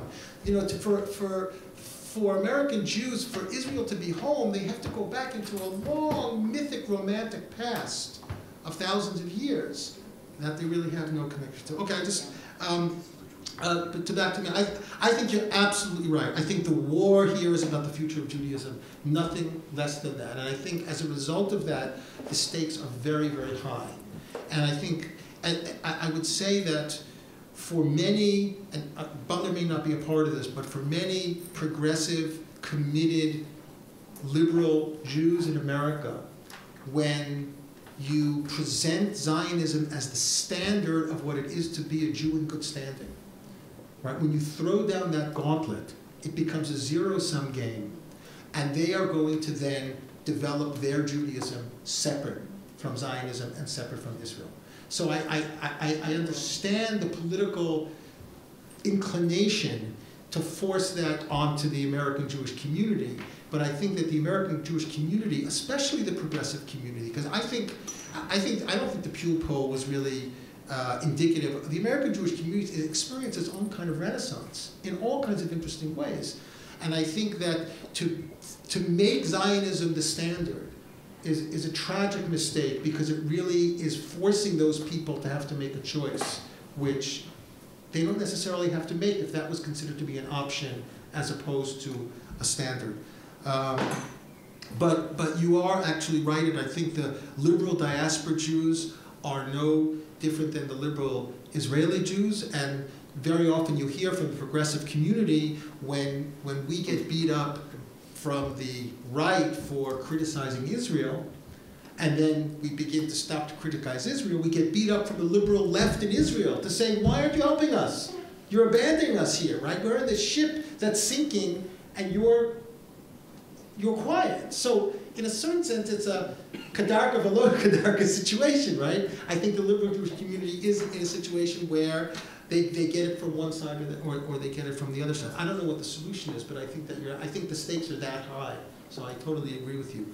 In terms of Chris and Butler, I guess that I'm trying to offer a vision of Butler as a constructive thinker, as a way of, as you said, breaking the logjam, to try to say, what would it be for American Jews to Butler's not a theologian, but she knows how to theorize, to be able to theorize a structure of the diaspora which could fully function, could be a fully functional, operational Judaism without Israel. Not necessarily, it doesn't have to necessarily be against Israel, right? And that you can take the negativity away, simply without it. Can that exist, and what would that look like? And maybe Steve is right. Maybe it's more my reading of Butler than Butler, and maybe she's more diabolical than I'm reading her. I mean, that could be. I don't know. I'm just trying to do that. And to the Meirav's point, well, you have Ben Habib and you have Julie Butler, Julie Cooper's critique of Butler, which is also very good. Yes, I think that's probably true. I think that, but Butler does present a very challenging and complex argument, and maybe with the corrections of people like Ben Habib and Cooper, we can rehabilitate her, or maybe not. Louis, I think you're absolutely right. I think this is what's so damaging, is that the occupation has really taken over the entire discourse. And it's very interesting what Daniel said in his remarks to open the conference, that one of the differences between Israeli Zionism or Israeli Jewry and American Jewry is that Israeli Jews don't even use the term occupation anymore. It's not even an operative term for them. This is what he said anyway. I mean, I don't know, I don't live here. Because, well, he gave one reason, because there's no solution to it, so if there's no solution to it, why keep using the term? But I think also because practically it's really become almost a kind of de facto annexation project. For American Jews to give up on occupation means for many of them the end of their Zionism, for liberal Jews.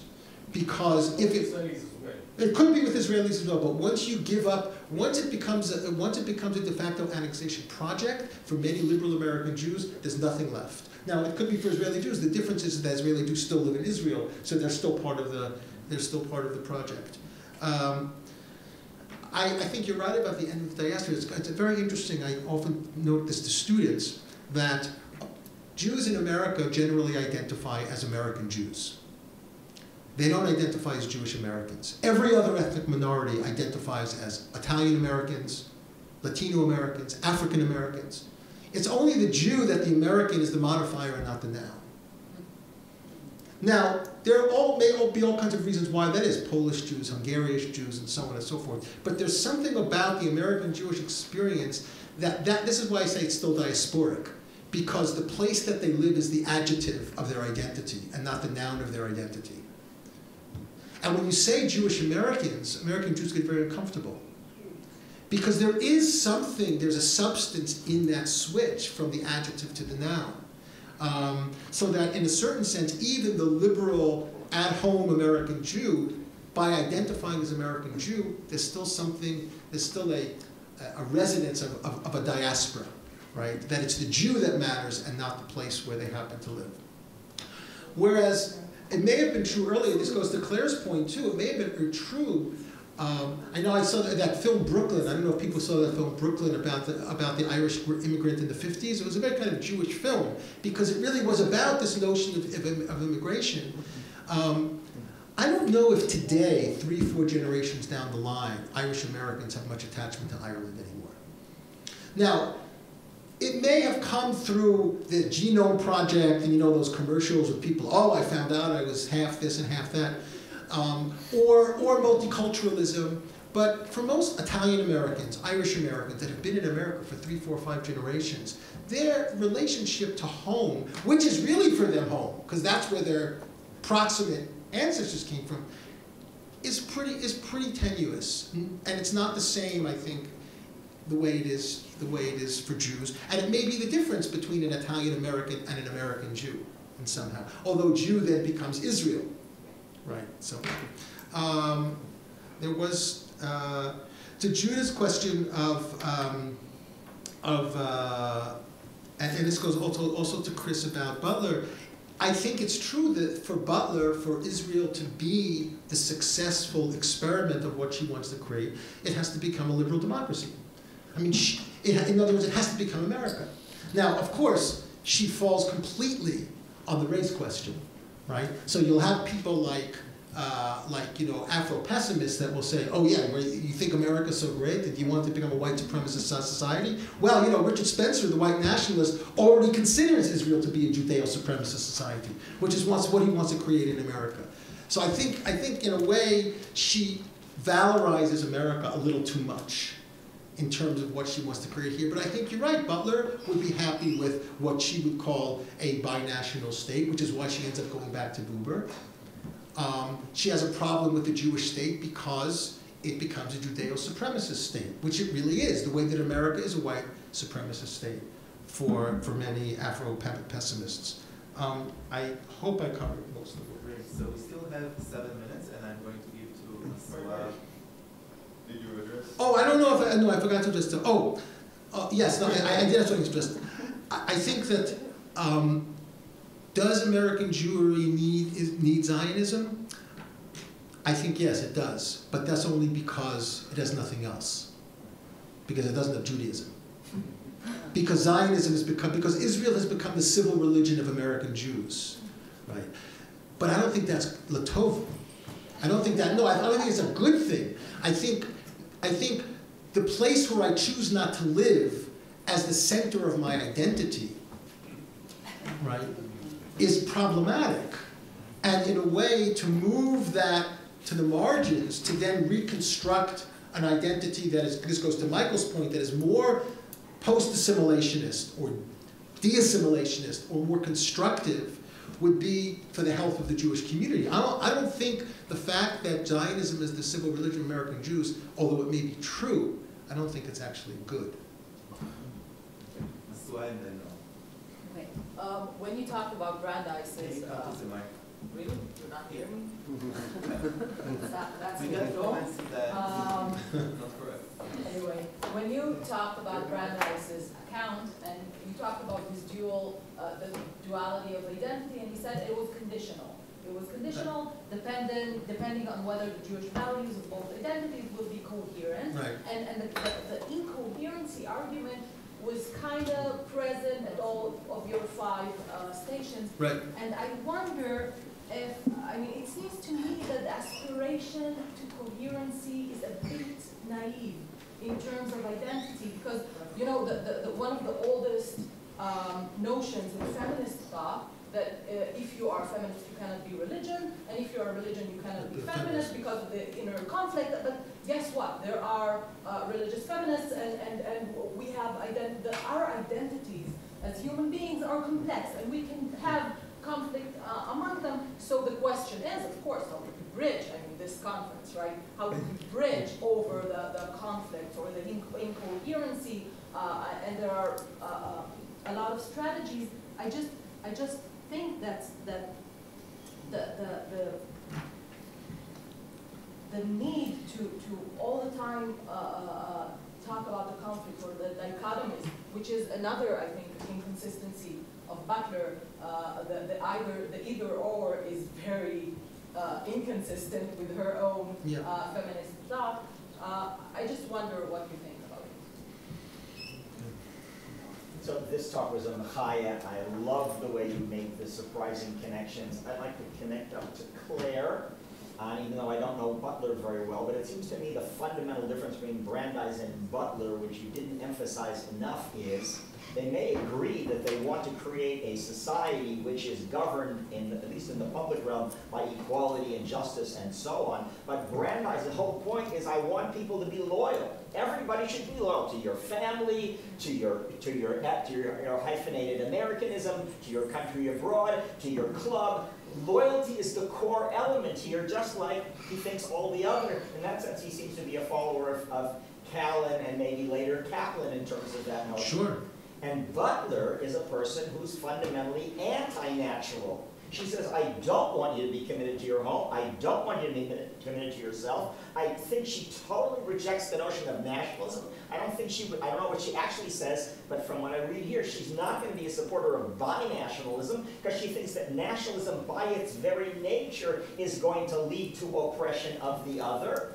And I think also what she's attracted to in Levinas is the notion that the sum total of ethics is your relationship to the other with no sense of ethical relationship to yourself. If you have any loyalty to yourself in any sense of self, you're already immoral. Now I think what she tries to do as a solution is very interesting because I think Butler is a very good representative of Leviticus' notion of biblical ethics. The notion of introducing alterity into the self, where it fissures the self, because you have that very strong element in Vayikra that you have to remember that who you really are as a Jew is you're a stranger. And in the laws, of course, of the Jubilee, you will all become, even though you own land, you will have to give up that land and become again a stranger in the land. And so I think that what she wants is she would like us to live completely without home, ever, always to have our identity broken by the other. And that, I think, is the answer that Mayer is looking for when he says, why is it that so many people are illiberal? Because they think that the radical liberalism of something like Butler is a total rejection of any notion of home, any notion of loyalty, any sense of homogeneity. And I think that's maybe because Butler is fundamentally anti-Heideggerian. If Heidegger is the philosopher of home and the philosophy of Nazi nationalism, so she becomes the philosopher of anti-home, and that fissure, that other sticks into every single moment. You can't think of any moment by yourself. And that, I think, is part of the problem. That's great. The last one, Bill.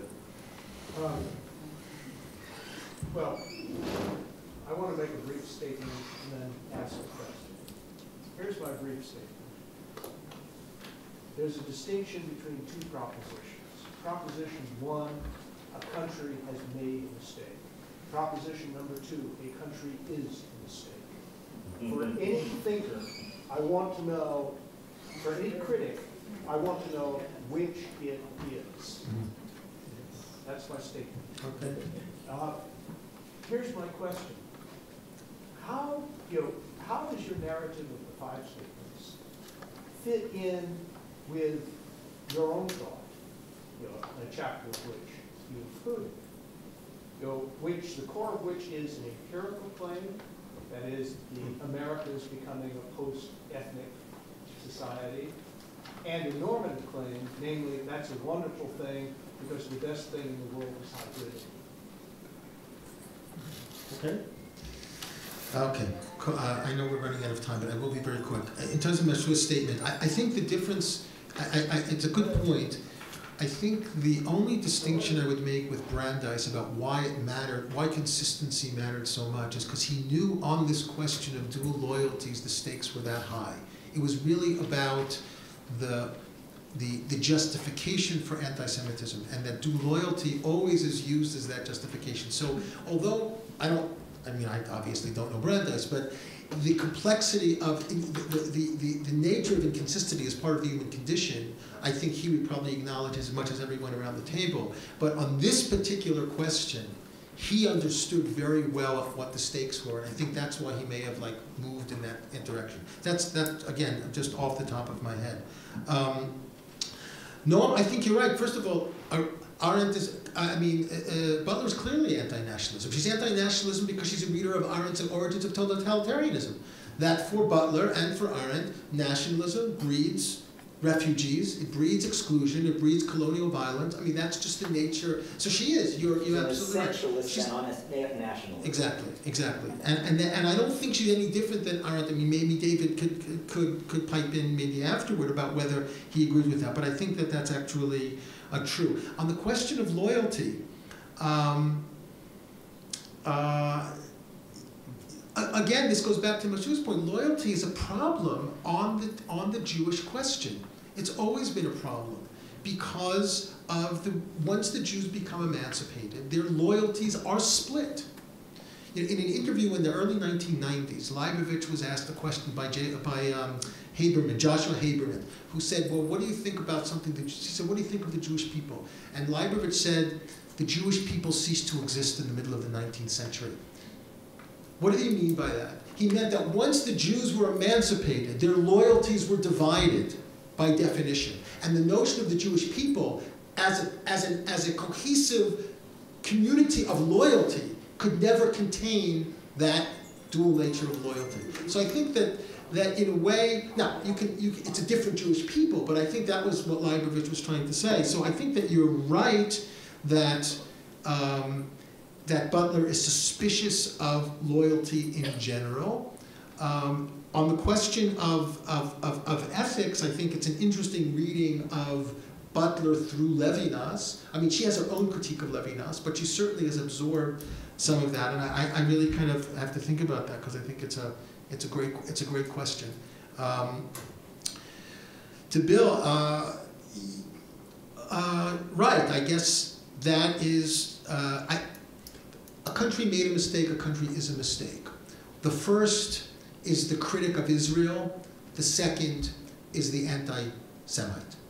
In the American imaginary, right? Because once you say Israel as a country is a mistake, right, you become an anti-Zionist, and by becoming an anti-Zionist, in the popular imagination, you become an anti-Semite.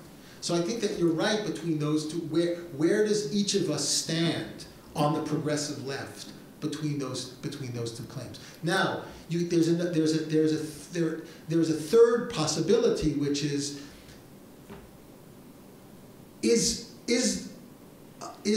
a country made a mistake, a country is a mistake, or a country is a mistake as presently conceived? A country becomes its mistake. Or a country becomes its mistake. No, you can break that down a little bit more. And I think that, for example, Buber, in his critique of Ben-Gurion and his binationalism, was saying to Ben-Gurion in the 1940s, this is an ill-conceived state that's going to come back to hurt you.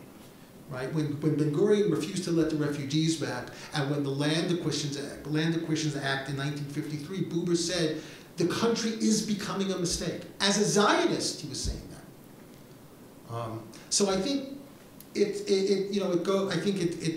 a little bit more messier than those two. I mean, I like those two claims, certainly to think with, just the way I like your blue state, red state. I think those are great rubrics to think with.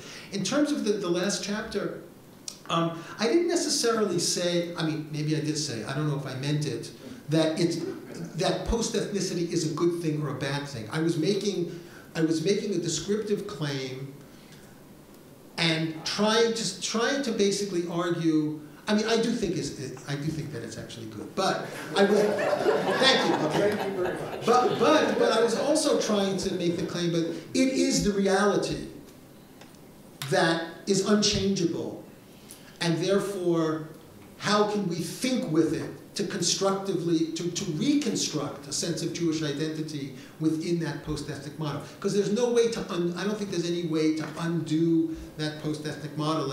And when Jack Wertheimer wrote that article on what became of the Jewish people, or Aleph Beit Yehoshua talks about what became of the Jewish people, I think they're thinking in a different paradigm.